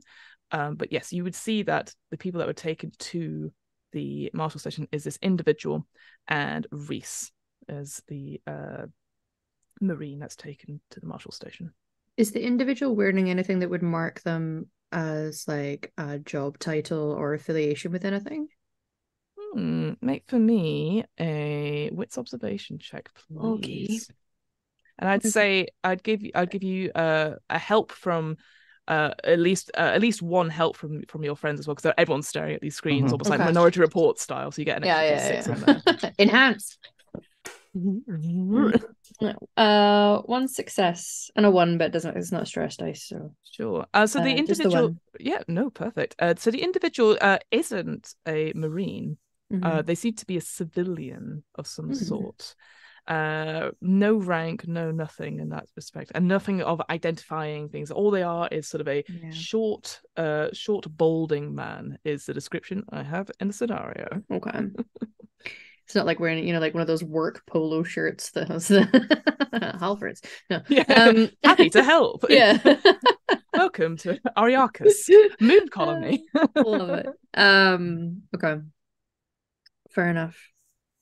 So we know where one of our Marines is, and this guy, hopefully we can kind of get what the argument was about from this person. I did not wish to pry, but it seems to be discussing ways to get off world.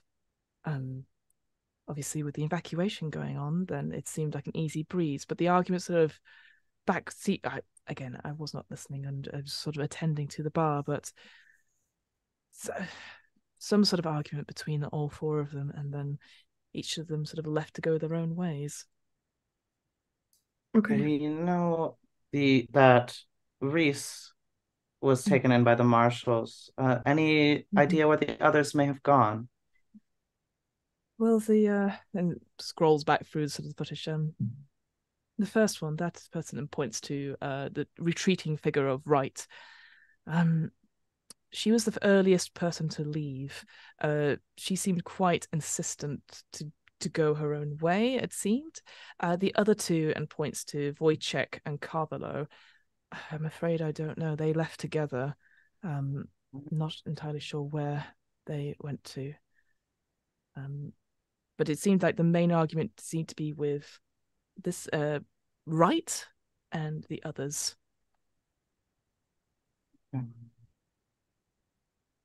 Any known contacts of any of these people other than within the group? I hadn't really. None of these are usual patrons of Oblivion. What I would say, though, now with the sort of insurgency groups happening, if they were looking for a way off planet, it would make sense that they would go to one of these groups and then maybe have some sort of bargaining power. Now, I do not wish to pry, and the Colonel Marine's business is its own.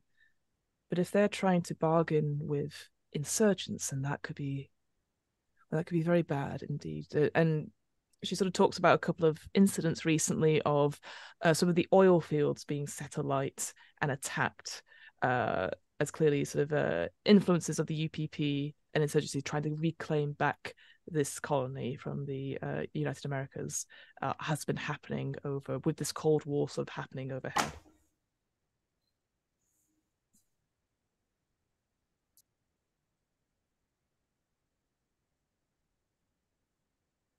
Well, thank you very much for your help. This has been very useful. Well, it is okay. I would just ask that you would leave my bar quite quietly and let the patrons in peace. Looks to Chaplin. They are a difficult crowd. I'm sure you're still working on your tight five, but they are more of a drink and chillax type of vibe here. Certainly. not mean to cause any sort of a muck. You did not cause any mess here. I saw to that. Either physically or verbally. Good. Thank you. And I admire your ability to. Oh, I thought you were going to turn around and walk out. No, Sorry. no. I walk not away this time. And I leave. Yeah. I admire your ability to successfully interact and have good relations with so many organics. Admirable, frankly. It's not it's not even admirable. It's more a duty. I was programmed to do it. But I take your compliment as it was intended. So, thank you. Get a room. What? We don't have rooms here at the Oblivion. It is just a bar. Rouge just snorts a laugh. If you wish to have accommodation, I'm sure I can look for places there, but it seems that you're on a pressing mission and would not need to dilly or dally. Yeah, and there's a storm coming. Yes, we will absolutely get out of your way, and we will leave your patrons in peace. Thank you so much for this. This information is invaluable. Indeed. And just sort of stands up and then just sort of points to the bar for the way out. Thank you.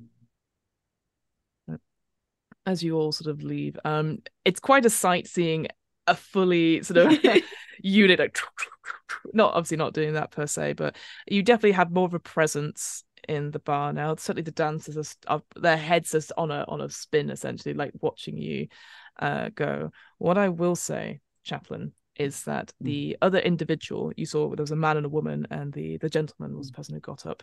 The woman is no longer there with the group. But unless you want to do anything else, you leave the bar and get back into the APC. Iona is very grateful that you have returned. Oh, thank God. No more I Spy, the team's back. What's the plan? I do just want to see if there's any sign of her departure, like outside, like any snow tracks or anything like that. Sounds good. Okay, so I would like a wits observation check. However, the storm has moved in, so it is with a -2, so you need to take 2 dice out of your pool. Really, definitely. Oh, snap. 2 6s! Wow. Nice. Amazing. Cool. What's your elf eyes see? Enhance. Yeah, you turn a little knob on the side of your head, like focus the depth of field. All right, so yeah, you get a success, but you've also got some additional successes as well. So observation stunts, in case you're interested. These are things you can ask me, the game mother. I will also say some of these are very specific. So if none of them suit, I will allow you to ask me any question, because I'm that sort of cool person. So the types of questions you could ask are, is it coming for me? Are there more of them close by? How do I get in, past, away? Or a question of your choice. Okay.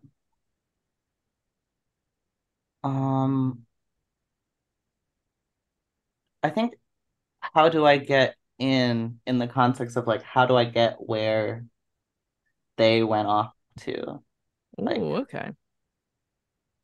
So you sort of have a look, and you can just see the remains as everyone's sort of piling into the APC. You can see sort of some footprints in the snow that are slowly being covered up.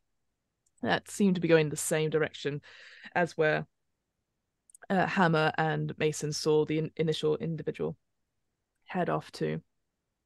And looking in that direction and looking at the bigger map, which you will probably have downloaded to your wonderful brain,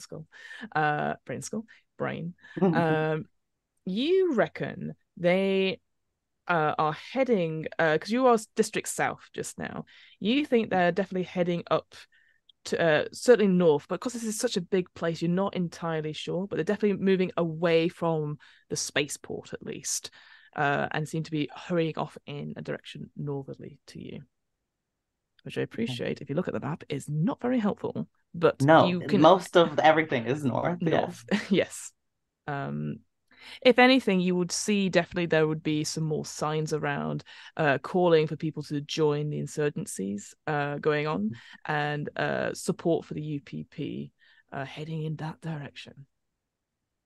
Interesting. Well, I will point all of that out to everyone, especially like relay there were two individuals, one who I tried to get the captain's attention about. They were speaking about us, looking at Captain Silva. There was something going on. I believe you might have talked to one of them, and the other has disappeared north somewhere towards probably to join with the insurgents. He seemed touchy. Yeah. That's why I mean, and not just because of Hammer, like genuinely touchy. Fuck's that supposed to mean? You kind of They were vibe, touching you. I imagine it. Huh? No. Nothing. On edge. Definitely seemed on edge. Okay. Anyway, that's yes. worrying. I would imagine they have flagged us as potential adversaries, so we may be being watched. Joy. We have our orders if they get in our way. Oh, I hope they do. I do have a motion scanner. Mm-hmm. I could potentially see if they remain a boot. Absolutely. A boot this hoose. Yes. Absolutely. Well, what we'll do first, so with motion scanner, yes, you can absolutely use it. I'll check what the skill is to use that. But you do have to do a power supply check for these things. So certain items, like the cutting torch and the motion tracker, they have a power supply with them. You roll that number that you currently have, which I believe is 5 for the motion tracker. Roll that number of 6s. If any of them are a 1, you knock it down, that power level, by that number, essentially. Yikes. Cool. So you do that, and I'll double check. What's the check for motion trackers? I got a 1 on my power supply check. Ooh, beep boop. That's okay. Goes down now to it has 4. 4. Yeah. I mean, it makes sense. As soon as you get it out of the box, it's already dying of batteries. So motion trackers.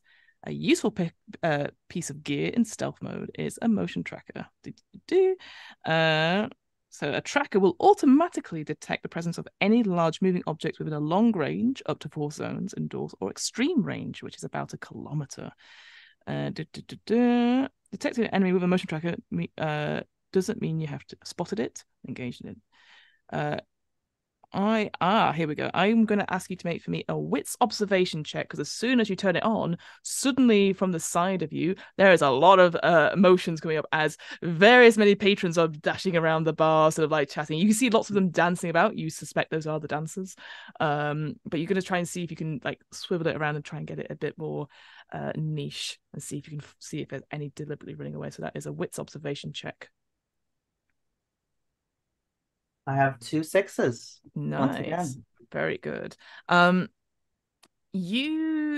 a long range, you definitely pick up quite a few bits and pieces, but seeing where you sort of narrow it down, and you think there is definitely 2 individuals which are sort of at the same speed, almost as if people are walking together very, very far into distance. You think they've made a bit of a run and are currently getting further and further, almost going in and out of this the sort of maze of streets, essentially. But you've got a pin on their general location.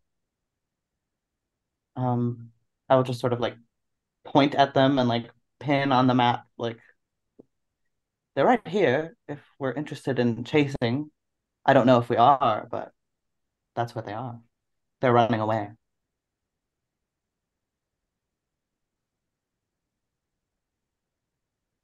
What's the verdict, Captain?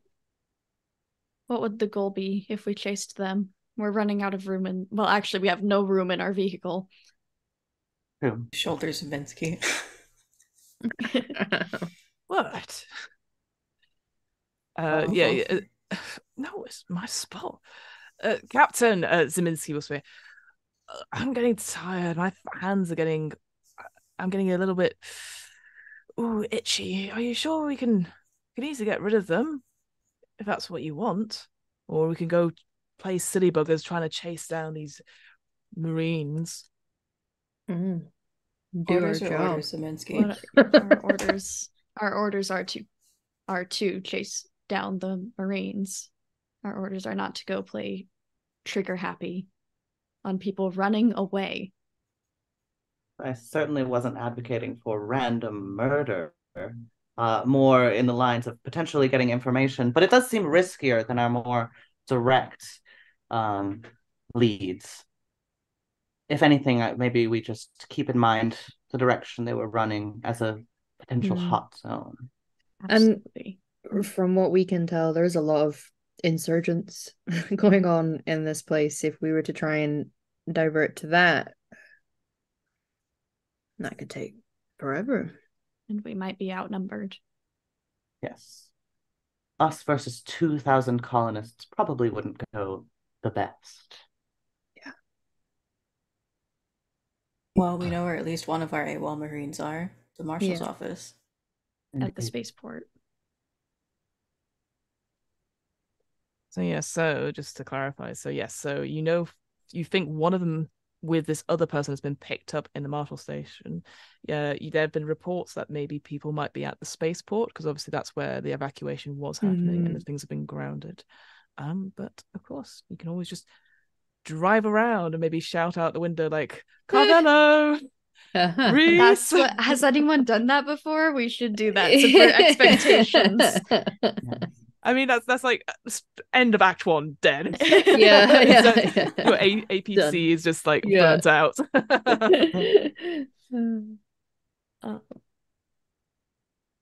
I personally think going to the Marshal station would be the most direct option at the moment for our mission.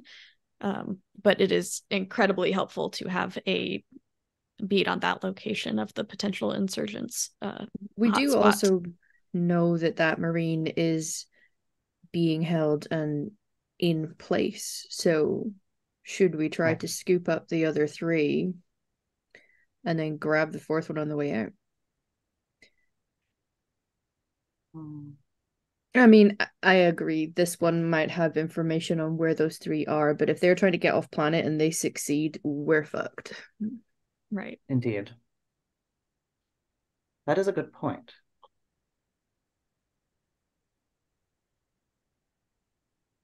Also, did any of you go for like back of the eyes? That's always a good one for I Spy. Anyway, Captain, where are we going? Oh. You just hear Zeminski go, oh yeah, that's a good one. You're welcome. And it's sort of, I don't know where you are in the car. You definitely feel like a thump as like there's a hit on the back to be like, nice one. It's like, but it feels quite meaty, like a meaty paw. Yeah, it's not. Right. It's like a good one. Yeah. But it's you feel it's not a good one. No. If anything, not a good one. Shrug it off. And like quickly checks to see if like the shoulder will require any medical attention. Like bruising, yes. I'm good. I'm fine. I can take a hit. What's Hammer thinking in all this? Just to give you a moment. Hammer is not sure what to think right now. Like, we know where one is, and that's part of our orders is to get them. But also, the others are possibly just scattered, and it would be like a better use of our time possibly to go get them first. But we don't know where they are. So Hammer's leaning towards going to the Marshal's office right now to get more info. I will also point out the colonists in the bar did say that transport off the planet is currently suspended. Obviously, insurgents are not necessarily going to follow the rules and may find their own ways off, but we may have some time in that regard. I'm not sure if that's a risk we're willing to take. If insurgents were going to go off-world, where would they base themselves? Where would they take off from? They'd have to have some kind of port. I think this Indeed. guy, this random person, clearly has a means of getting off planet, or else why were they all talking and arguing? Mm-hmm. Right. Hmm. I think that is an individual we need to speak to, because I also think anyone present at that conversation knows at least where Wright was maybe heading. He might be willing to sell them out if we offer the chance of freedom. Right. Or, you could just get it from him in other ways, but, I'm not gonna. We all know how you like to get things done, Hannah. Tickling, right? Yeah. What I would say at this Yeah. point, because I didn't really emphasize anything on this, so don't take it as something you have to do. At this point, because you've all been sat in the APC, maybe Iona is like getting the temperature right in the car, so people are feeling a little bit warmed up. You, Chaplain, noticed straight away, stumbling out of the bar and then promptly being sick all over the steps is the pilot that was next to the group of individuals who sort of was drinking there. And you can see that they're sort of like throwing up quite heavily and just sort of sitting back and taking the cool air on their cheeks a little bit. And then sort of like huddling in the doorways, feeling the effects of what I would like to call a tactical chunder, to get rid of the Yes. alcohol in their system. Yes. I trust your judgment, team. I will be right back. And Chaplin will hop out of the car and go over to the pilot.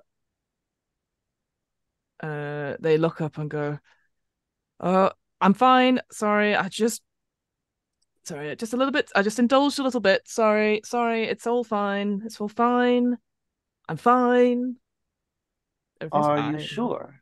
Yeah. I came to see if you needed medical attention. No. No. Do you wait? You're a bloody Marines. I don't need medical. I just need to get off this planet.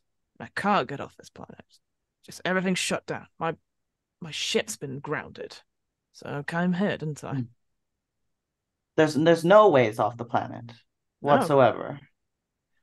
No. But your ship is still here? It's at the spaceport. I Oh, came where in. is that? Uh, it's it sort of looks around as it was south. It's like quite far south, but Okay. it's fine. It's just waiting it out. I came in for some repairs, and now we're stuck here. And then, God, it's just I don't know if you've ever seen like crowds of people trying to get into your ship, hoping for a way to get off, but it's quite brutal. Some of them tried to bribe me. It was pretty intense, but they're all still there, waiting, hoping. And there's no way that ship's going to fly, not without the right orders. Hmm. That does sound stressful. Well, as long as you're okay. Yeah, fine. Are you I'm okay? good. I You don't seem to be wearing a certain. jacket. It's quite cold out. Oh, yes. I am an android. I am impervious to weather for the most part. I mean, Holy shit. I don't really feel anything. God, I wish I couldn't feel anything. Ugh. I assume that's what the drinking was for. Yes. Insightful and a doctor. I do have a psychology degree as well. Yes. Oh, ooh.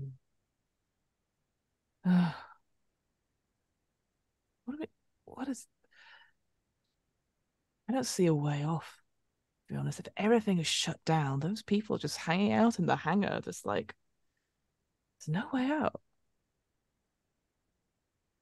But they seem to think there's a way out. Who does? The people hanging out in the hangar that you just mentioned. Oh, I mean, it's I appreciate you've never had to deal with like missing your flight or anything like that, but as admin and stuff like that, they're just desperate. Anyone's desperate to get off this cruddy nothing place. Like, why would you even come to Arianas? It's like what, oil? Pfft, no oil left.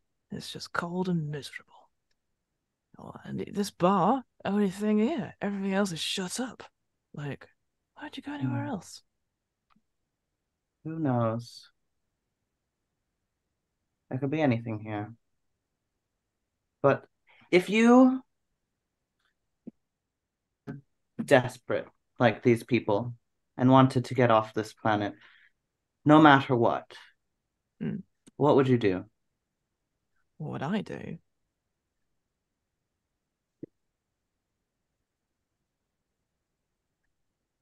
I mean, I'm different to most people. I have an actual ship, so I would try and fly away.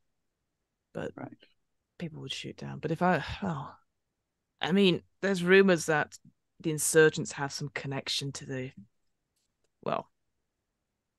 other U's, the UPP. So it says it as almost like a big whisper. They say that they've got ships and stuff, and they can get anyone off planet for the right price.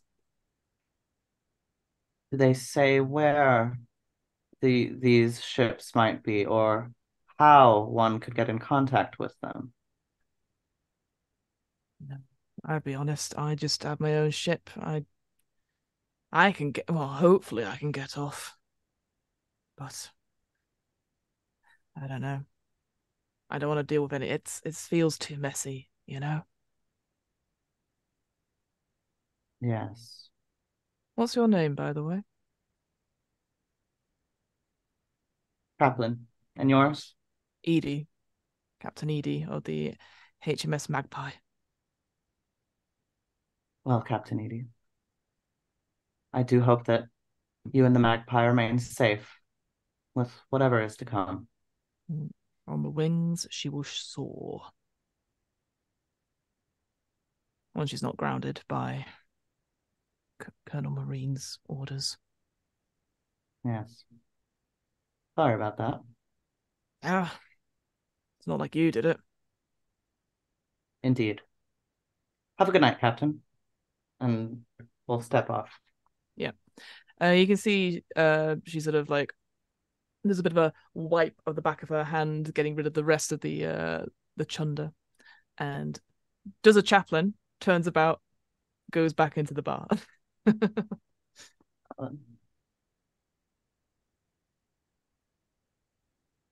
Yeah, and then you're back in the APC.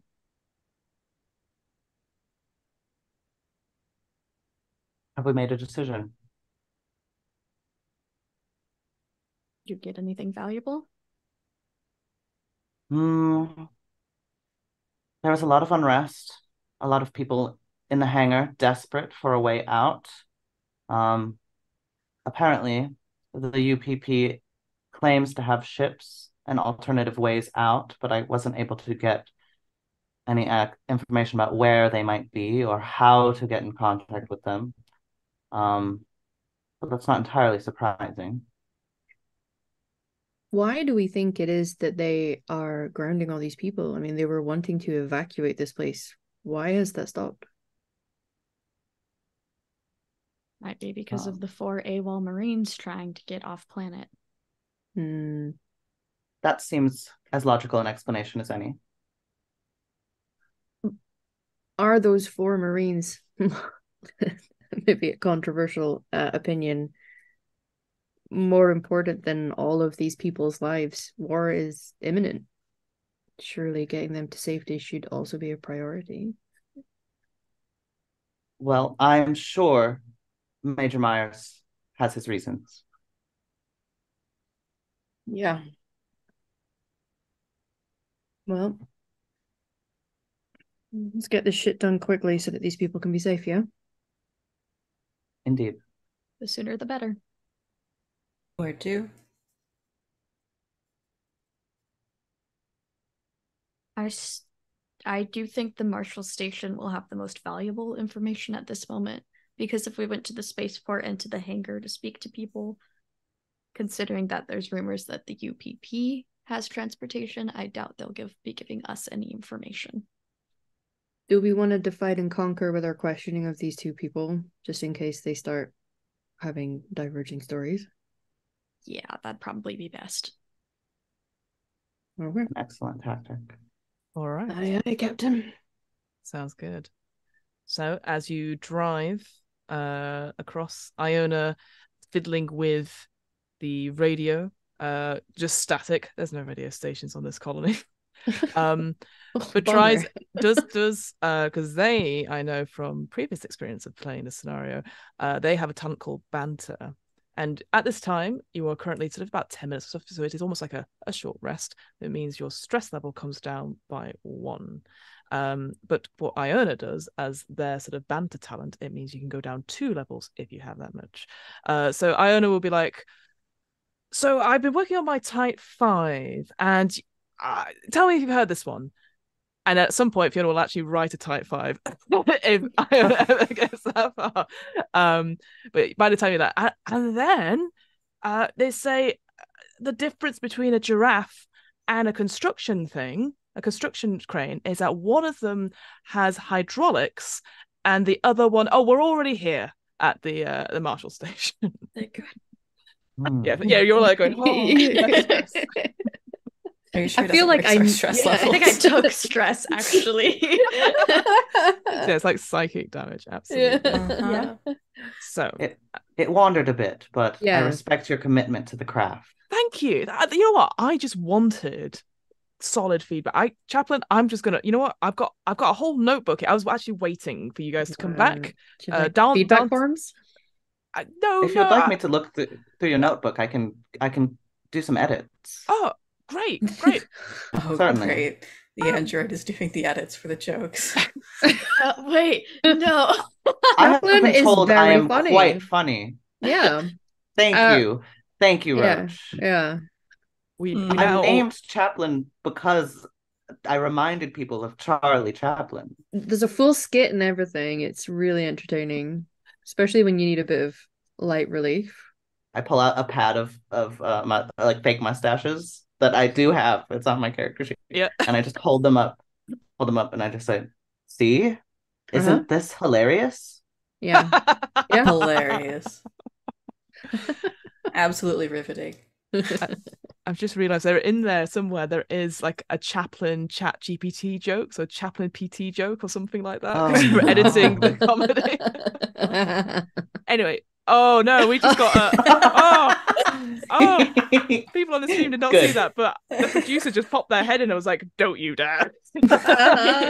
We arrive at the Marshall station. Yes. Phew.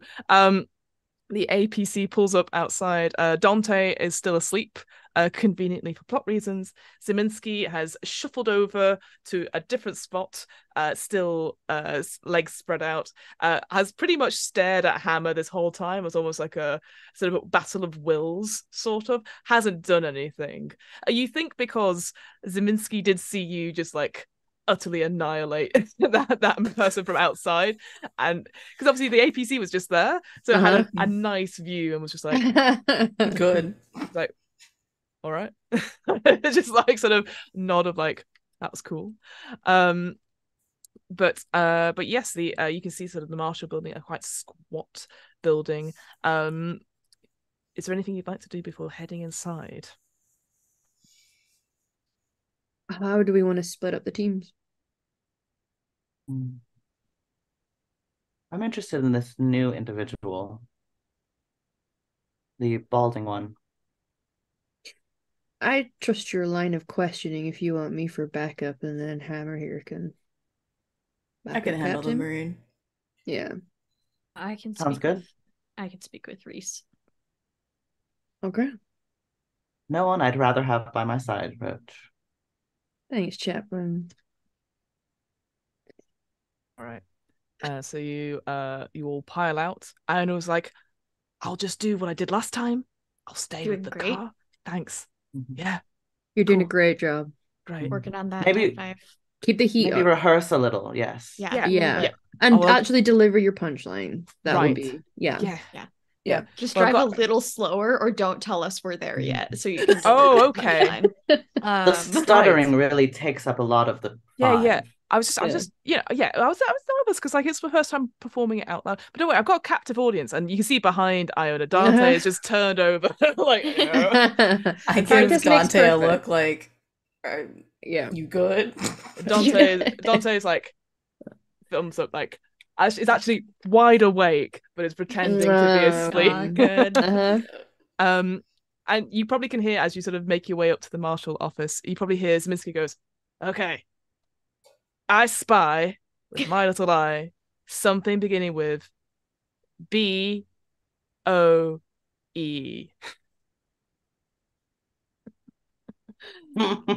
Just gonna leave. Yeah, the doors open. Groan. You, if the map's not already up, producer Darcy, if you're still not cross with me, I'd like the marshal office map up, please.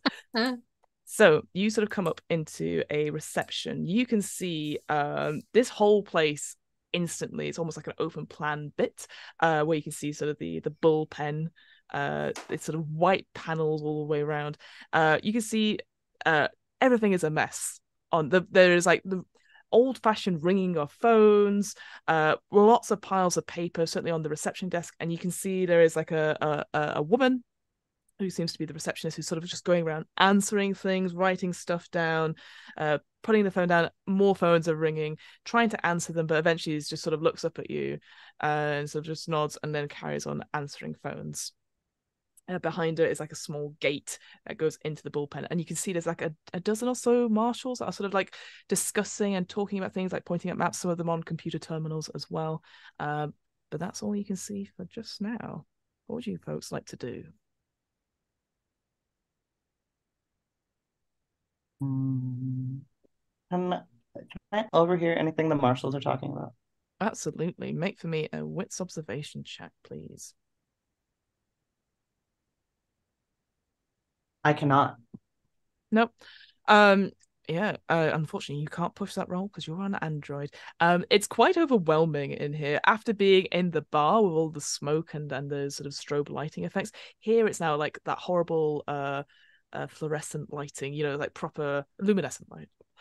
Bright lights. It's horrible. It's the office space, quite bearing down, and even you having to adjust to it a little bit. It's quite hard to tune in and out. There seems to be lots of chatter on the sort of the police sort of radio. You can hear the chatter from the bullpen as well, but can't really pick out something discreet just now. Hammer's just following behind Captain Silva, kind of backing her up. Probably very large height difference between the two. There's such a height difference. Her arms crossed, kind of like trying to be physically imposing and just have that aura of like, pay attention to us. Ooh, like Keanu and little Keanu. Adorable. What I'd say, Hammer, on that, because you're whatever Silva is about to do, I think you're helping. Presumably, you're helping her, even if you don't feel like it. So it'll be a +1 d6. So just remember that going on, Silva. That if anything you do, you've got Hammer behind you. Just as you know, it's like you're not really helping. It's just more intimidating, if anything. Yeah, exactly. I'm here for moral support. Thank you. I need it. Same. An emotional support hammer, so to speak. Emotional support hammer. Oh my god. I think I'll speak with. Does it seem like the marshals are the ones like manning the gate, or would that be the person on the phones? It seems like no one's manning the gate, so to speak. But definitely the person has looked up and clocked you as a sort of receptionist. But you could easily just make your way straight through. There's enough. You don't think the barrier is it's just a physical obstacle. And you're a Marine. Yeah, we're just gonna go. We're going through the gate. Nice. Yep, so Silva passes through. I assume Hammer is straight behind them. At that point. Mason, are you doing anything particularly? Yeah, I'm gonna be heading in with Chaplin. I think Mason completely trusts Chaplin in their choice of how to question people. I am gonna try to, rather than do like physical imposition, it's more I want to be watching for any tells, micro expressions, and just generally if I notice something I can lead in with a follow-up question kind of deal. Oh, all right. There's a roll I'd like you to do in a second. So I'd say you sort of make it pass, and you see the receptionist. Oh wait, you can't. And then you can see one of the marshals goes, "Oh, it's all right, Olga. I'll deal with this." Marines, what are you doing? Sorry, usually, you don't come down to the little old Marshal station. I assume you're here to pick up the John Doe. Got brought in last night. Yes, we are here for the John Doe, and I'm assuming that's the individual that was brought in, and then and we're also here for Reese. Yes, the Marine. Yeah, sorry, didn't give his name, so we call them John Does here. Yeah. No, you know what? I'll let you. Everyone has one mistake. That's yours at the Marshal station. Right. Well, he's in the holding cell. You taking him now? We would like to question first, and we would like to also question the individual that was brought in with.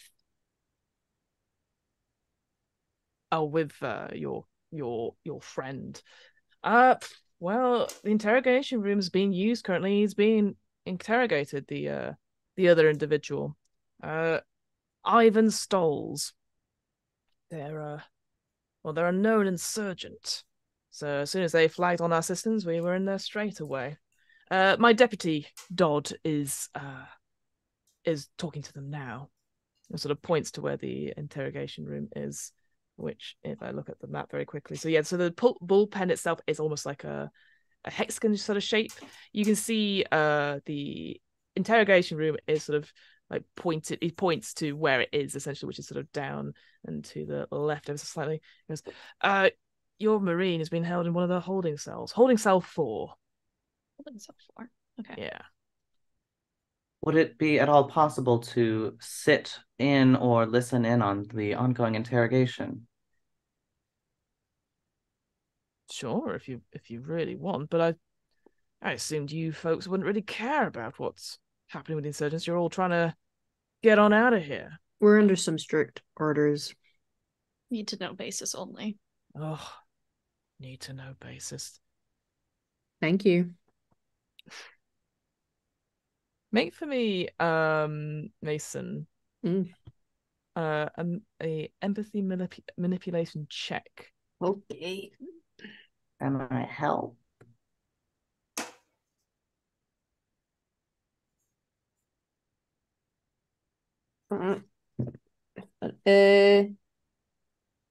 Six, 3, 3, and a 1. So that is 1, 6. But I ain't stressed right now, so. Yeah, so you succeed. You this moment goes, don't push your luck. If you want to view him, it's fine. He's shouting some ridiculous thing, saying that he had to get off planet, he wasn't feeling well or something. So if you're gonna put up with stuff with this, they'll say anything to get out of interrogation, these insurgents. Sure. So yeah.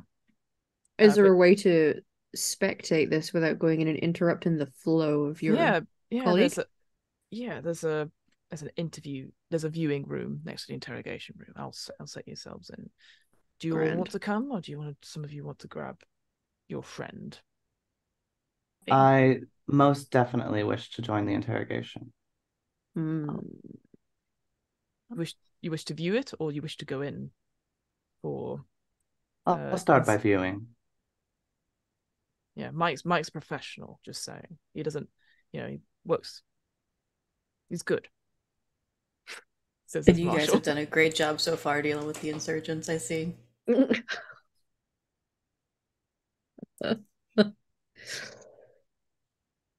Wow. Guess I let anyone into the Marines these days. So we're gonna go see. Yeah, thank you for your time. We're gonna go to holding cell 4, and all right.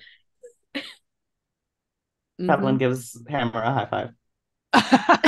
Nice. But a very if androids weren't so strong, it probably would have dislocated your shoulder. Yeah, there's a moment where that tension, they hit, and the Big Bang happens and another universe is created. Yeah. That's actually how this Game recognizes game. This is actually how the campaign ends. We don't meet a single No. alien. Credits roll. Yeah. All right. So it sounds like Captain Silver and Hammer are going to go off to the holding cells, and Mason and Chaplin are going to go to the viewing room to see what the interrogation is about. Super duper. So let's start off with Mason and Chaplin, if that is okay. Yep.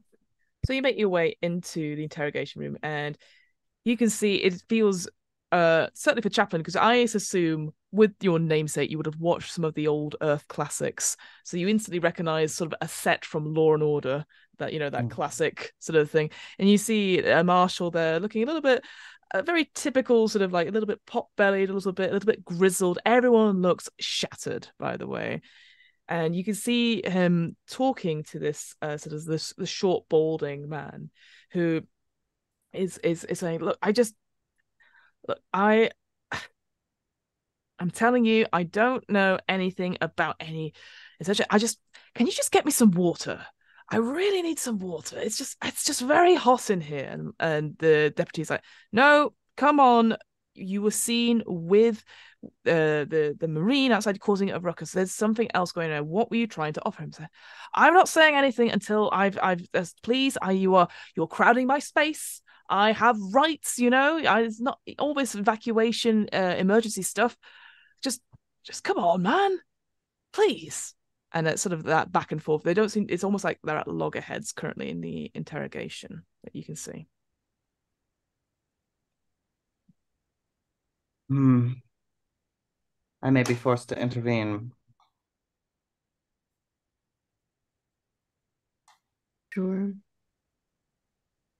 I mean, what will you be going in to achieve?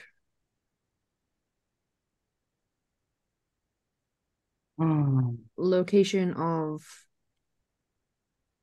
where they're at? It's difficult to say.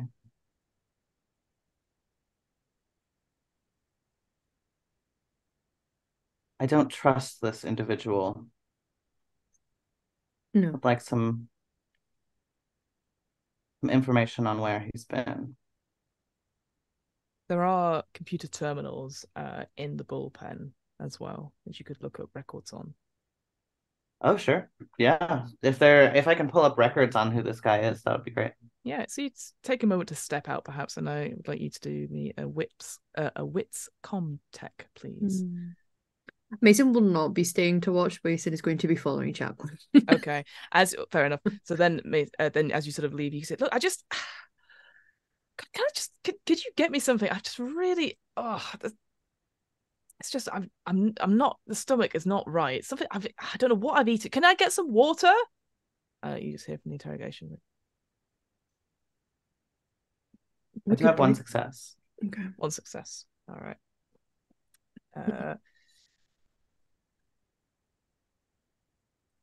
So you get you pull up some records and stuff, and you see Ivan Stoll's, his record sort of comes up. Nothing much to report, a couple of minor crimes and stuff like that, but is definitely linked to basically the sort of insurgency group that is sort of around the sort of colony. You can see connections to, there's a list of other names which you don't recognize, but one that certainly stands out to you is one called Imri Botos. And you sort of see a person who I can get a little thing. You might not be able to see it on my screen, but I'll send a picture in our chat later, but I'll put them up. This sort of individual with long, almost reddish hair comes up with sort of a mugshot. And the sort of files on them claim that they were a former Marine and they are suspected to be the insurgency leader. They were honorably discharged, according to the record, and came to Ariakas 3 years ago and then promptly disappeared. Keeping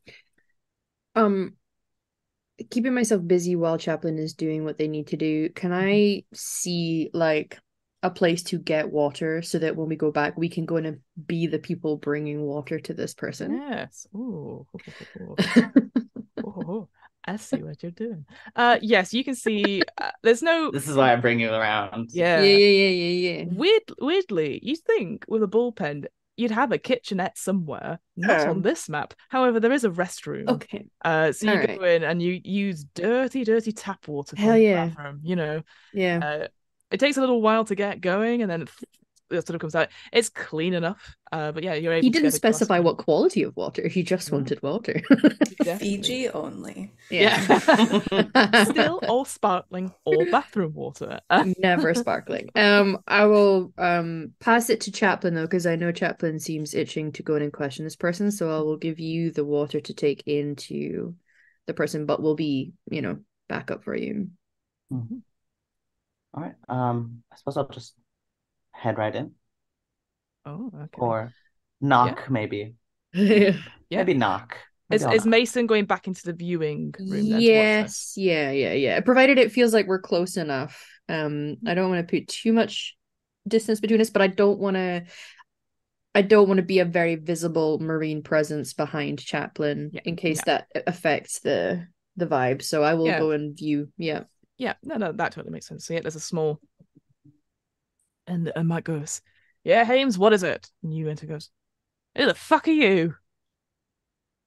Medical services. You asked for water, I understand. Oh, thank you. God, yeah. Oh, and it sort of reaches out their hand. Will hand over the water in such a way that will turn their body away. Yeah. Like towards so that like facing the interrogator. Matt, you said his name was? Mike. Deputy Mike, yeah. Deputy Mike Dodd. Mike Dodd. And we'll just sort of subtly like tap the marine logo that you said was on Chaplin's polo. And we'll just be like, monogrammed on. If you don't mind stepping out for a moment, I'd like to have a word with the subject. Sort of looks at you and goes, "Fucking Marines," and sort of heads on out. Like doesn't question your authority at this. The gentleman Ivan sort of grabs it and said, "Oh, thank God, it's just, oh, fuck. There's no air conditioning in these places, you know. God, they're made out of like I don't know, cardboard and tin foil. They're meant to sweat you out, right? But I've told you everything I know. Okay." Well, I'm afraid that I haven't been told. What could you give me a cliff notes? Old terminology, a short summary. Well, okay. I was doing just a general night at the bar. I get accosted by sees your fingers, Marines. Suppose you're here for that other guy. And then I come here. I'm treated like a third-class citizen. I have rights, you know. I have complete rights. Certainly. Special circumstances require special. Are you all right, sir? Oh, it's just heartburn. I get it sometimes when I don't have my medication. How long have you been feeling this way? Well, since I've been in this bloody box. Oh, you can see he's sweating quite profusely. There's a horrible sweat patches under his garb. What do you do here on this colony? I do here. Is this the 9th degree? I'm just a normal bloke just trying to get by, and I don't think I have a job anymore. We're all trying to get evacuated, are we not? Indeed. Special circumstances have made that a little unlikely. I think it may be necessary for me to perform a full medical examination on you. No, it's just I just suffer it from time to time when I'm nervous and I don't eat for hours. I've just been locked in the holding cell next to whatever his name is. Oh God. Game Mother. Mm-hmm. Have I seen anything like what this person is going through before? It feels very similar to what you've been through previously. Like, you remember how it started, people sort of clutching their chests, sweating profusely, sort of claiming about pain. If you would like, if it's helpful, I would say you can make for me an empathy medical aid check. What I actually will say, first of all, this is quite stressful for you. Yes. So your stress level goes up by 1. Yes, like that. I think that makes sense. Empathy, medical aid. So you're trying to judge. Under stress. Good. Okay. Wow. Here we are. Didn't get a 1 on the stress. No successes though. You could always push the roll. This feels important, right, guys? This feels. What would Mason do? Be important. Mason wants to know what the fuck is going on. What? WWMM. What would Mason want? No, that doesn't work. All right. Okay. I'm taking the bait. All right. So stress level goes up by 1, so you're on. Yes, it sure does. Oh no. Okay, so I got a success. Yes. And I got a 1 on my stress dice. Oh no. It feels appropriate given what's going on right now, though. My shocked face happens. Okay. So this is excellent because we're getting close to the end of the stream, but not before we do our first panic roll. So what happens is if you get a 1 on your stress dice, you need to roll a d6 and add your stress level. So I believe your stress level is 2 currently. So roll me your panic roll. So d6 plus your stress level. That's a 6. 6 total? Yes. Okay. Mason. Yep. Your breathing gets tighter in your chest as you're remembering. You're gripping quite hard onto the desk. But you keep your cool. You keep those thoughts at bay. You're keeping it together, but only just. I'm going to call Chaplain, get out of the room. Meanwhile, let's go see what our captain and Hammer are up to. So you folks are going towards the holding cells, correct? Yes. Yeah. You can unmute yourself, Captain Silver. Yeah, hi. You can put the ocelot down as well if you like. Yeah. I love it. Yes. So looking down that corridor to the holding cells, it's very dimly lit in this particular session, and you can make out both the cold bars of 6 jail cells, and from sort of being pointed to it by the sort of main marshal, whose name he didn't say, but they didn't say, sorry, is Marshal Manning Yams is what they're called, that particular marshal. I don't think Marshal it's Yams, but I'm going to call them Marshal Yams. I've said it now. It is now canon. You know that the John Doe Reese, you believe, has been brought in there in holding cell 4. What would you like to do? With Hammer having my back, we'll go to holding cell 4. Okay. You come up to the sort of door. You can see the door thing. And on the cot, you can see an individual facing away from you, sort of curled up, facing away from you.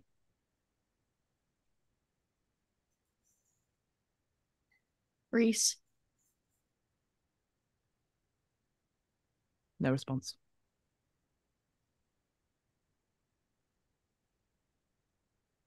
I'm just gonna kind of take something of mine that's metal, probably my knife, but hold it by the blade, and with the hilt of it kind of do that. Yeah. Kind of get the attention. No response. Do we know the rank of Reese? Ooh. Doesn't say on their little card. You don't. For convenience sake, you don't. That's all right. Sorry, that's my bad. I should have known what it was, but I don't have it to hand. So say you don't for the moment. Hammer would know it. Hammer doesn't care. Hammer doesn't care. Yeah. It's not going to change what I do. Yeah, exactly. I was just curious. Yeah. Hammer's going to kind of just hit the bars and be like, wake the fuck up. My captain is talking to you. Oh, I'm getting a sense and message from the Beyond that says he's a Lance Corporal. Thank you, Yeah. producer Darcy. If anything, it's on his back, printed in one of those cool t-shirts, and it says Marine on the front. So yeah, you bash on it. Ooh, ghosts. You bash. You're like, get up, Lance Corporal. Come on. No response. We might need to get a medic. Fucking course we do. Nothing can be simple here. I know they fucked it up somehow. I swear if they killed Reese. You can see that the keypad for the actually looking at the, sorry, not the keypad, but the door to the thing is slightly ajar. Door to the cell is slightly ajar. I think Hammer's sort of bashing on it. It's probably like shipped it off from its lock. What kind of shoddy work is this? They're just leaving him unsecured? This is going to have to be reported. These conditions are not proper.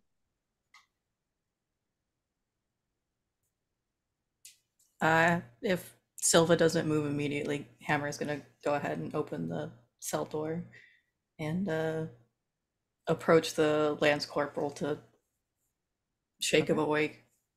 Yeah, we still got to get him. Make for me, Hammer, a wits observation check. Oh no! I can sure do that. And I don't have a stress level at the moment. No, because you're cool, emotional support Hammer. It's 1-6. 1-6, okay. As you step in to the cot, it's quite small, these holding cells. Your feet stick to the floor. And you look down instinctively. And now that you're into the cell itself, you can see there is almost like a horrible brown, reddish patch. It looks like dried blood coming out from the cot. The fuck did they do to our Marine? Hammer's gonna just continue towards the cot and turn him over.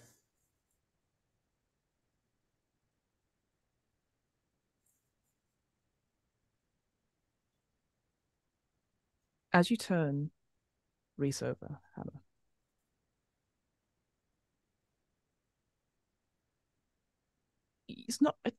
weirdly, he's not what you expect. As you turn over, you instantly see the horrid hole inside Reese's chest cavity, with the ribs sort of out. You can also see that quite a lot of Reese's face has been chewed off. Horrible bite marks.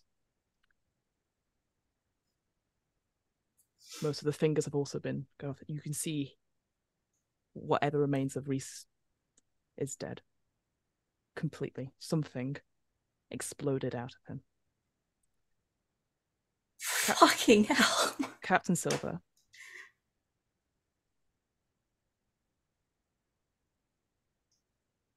Sudden damp bit of wet hits your shoulder. Like a horrible, long oozing trail of saliva. And you do the one thing you should always do in horror films and look up. Yep. And I think we should end this episode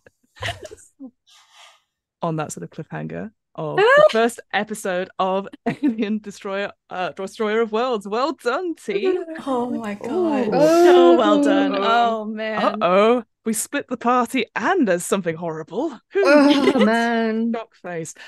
Thank you so much. Thank you if you're still with us. I can see my subtitles have gone. Never mind. Hopefully Darcy can fix that before I move on to other things. But I'm going to ask our wonderful crew, our wonderful Marines to already on it. Our wonderful Marines to just give ourselves a little outro. Tell us where we can find you. Any upcoming projects, etc.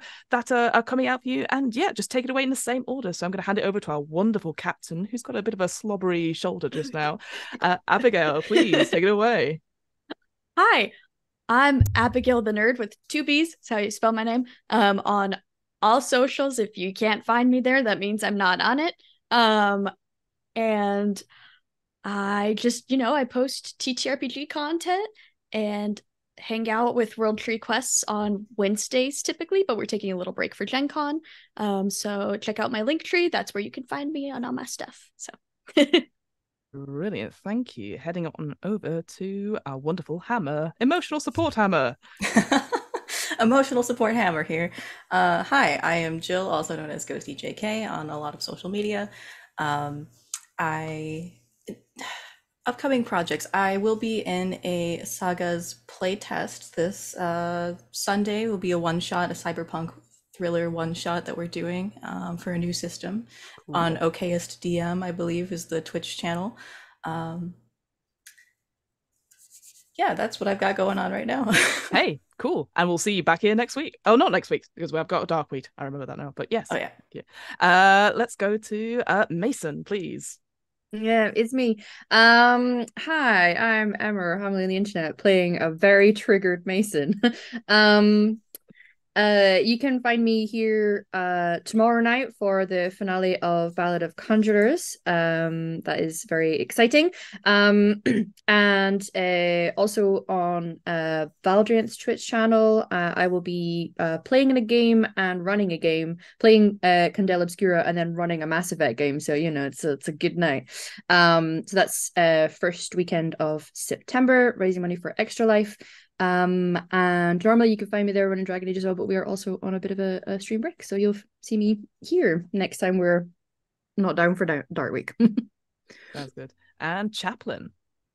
Hey, it's Emily. You're completely responding in a simple way to this situation and with no complications whatsoever. I don't have any. Oh, you'll find me most places Emily Bard 20, including Linktree, which I'm still getting set up and making sure all of my stuff is linked to it. I don't have any upcoming projects yet, but if I do, I'll announce them on there. Most recent thing I did a Brindlewood Bay one shot with Exquisite Corpse. We played some grannies, had some Eldritch Horror. It was a good time. You can check that out if you'd like. Can highly recommend Brindlewood Bay anyway. It's such a fun game. Like, who doesn't want to play grannies that solve crime due to the competence of the police? No. And then just to round up, obviously you've been watching Alien Destroyer of Worlds. If you fancy checking out Alien, if you're like, these idiots, I would have definitely looked up everywhere I went. You can get the scenario and the rest of the RPG books, etc. on Free League website. We'll drop a link in the chat so you can go check that out. And again, thank you so much, Free League, for allowing this chaos to happen, for me to live out my wonderful dreams of being scary. I am Fiona. My pronouns are she, her. I'm an improviser and a podcaster. I have 2 podcasts which are RPG related, which are What Am I Rolling and the DM's Book Club, but you can find those anywhere you listen to podcasts. I always like recommending other games that have a similar vibe to the one we've been playing, because if you're like, Alien is great but I want more, so I wanted to just shout out something with the time that I've been given. It's a bit like, people who've played this have also recommended these. That's why I'm like the little Amazon bit at the end, except I'm not Amazon. Sorry, Elon. No, he's not Elon. Anyway, Jeff Bezos, there we go. I got there. Right. If you like RPGs and you're like, I like all sorts of horror, I like slasher, I like sci-fi, I like mystery, I like a big sort of family blockbuster one, the whole works. And I want to highly recommend checking out Shiver by Parable Games. They're a small team from Nottingham in the UK, and it's basically a tabletop game which can bring your favorite scary movies and TV shows and horror stories to life. It has a very unique dice system, simple character creation, has incredible art. I highly recommend checking those out. Their setting, Secrets of Spiral Home, is actually Emmy nominated for best setting and best art cover, so would recommend checking those out. That's my recommendation. Otherwise, announcement wise, our creator app is always open. If you're like, God, Fiona made that look so cool, I want to be just like her, or Fiona did that totally rubbish, I wish I was not like her, why don't check out the creator app and picture your own stories. Shush, I got to do this bit. I'm allowed to make fun of myself. It's fine. Our creator app is open. If you have a story you'd like to tell, just get it. We can help you get it off the ground. That's what I did when I did the first sort of Alien Chariots of the Gods, and that's why I'm back here again, because I want to keep telling these amazing stories and be able to have wonderful, diverse casts that are really happy to play them. So find out more on the Girls Run These Worlds sort of website and wherever you can find those. Please support us on the various networks and socials and stuff. Like, I know Twitter is a hellhole, but we've got all these other places. I know Instagram is starting up. We've got different places and stuff. In general, if you want to give us a sub, all that sort of thing, I'm an old lady at this point. I was like, give subs to other people and subscribe here, etc. There are many ways to do that. I'm sure it's all being repeated in chat in a much nicer, succinct way.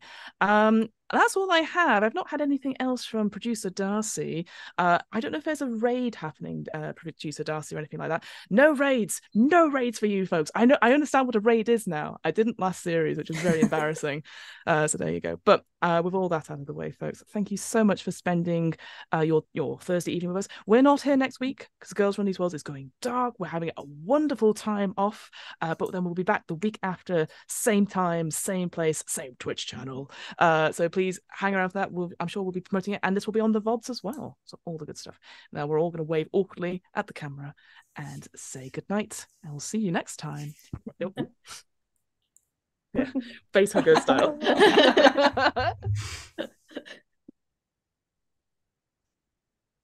Woohoo! Yeah. Well done. We're all gonna die. Oh, God.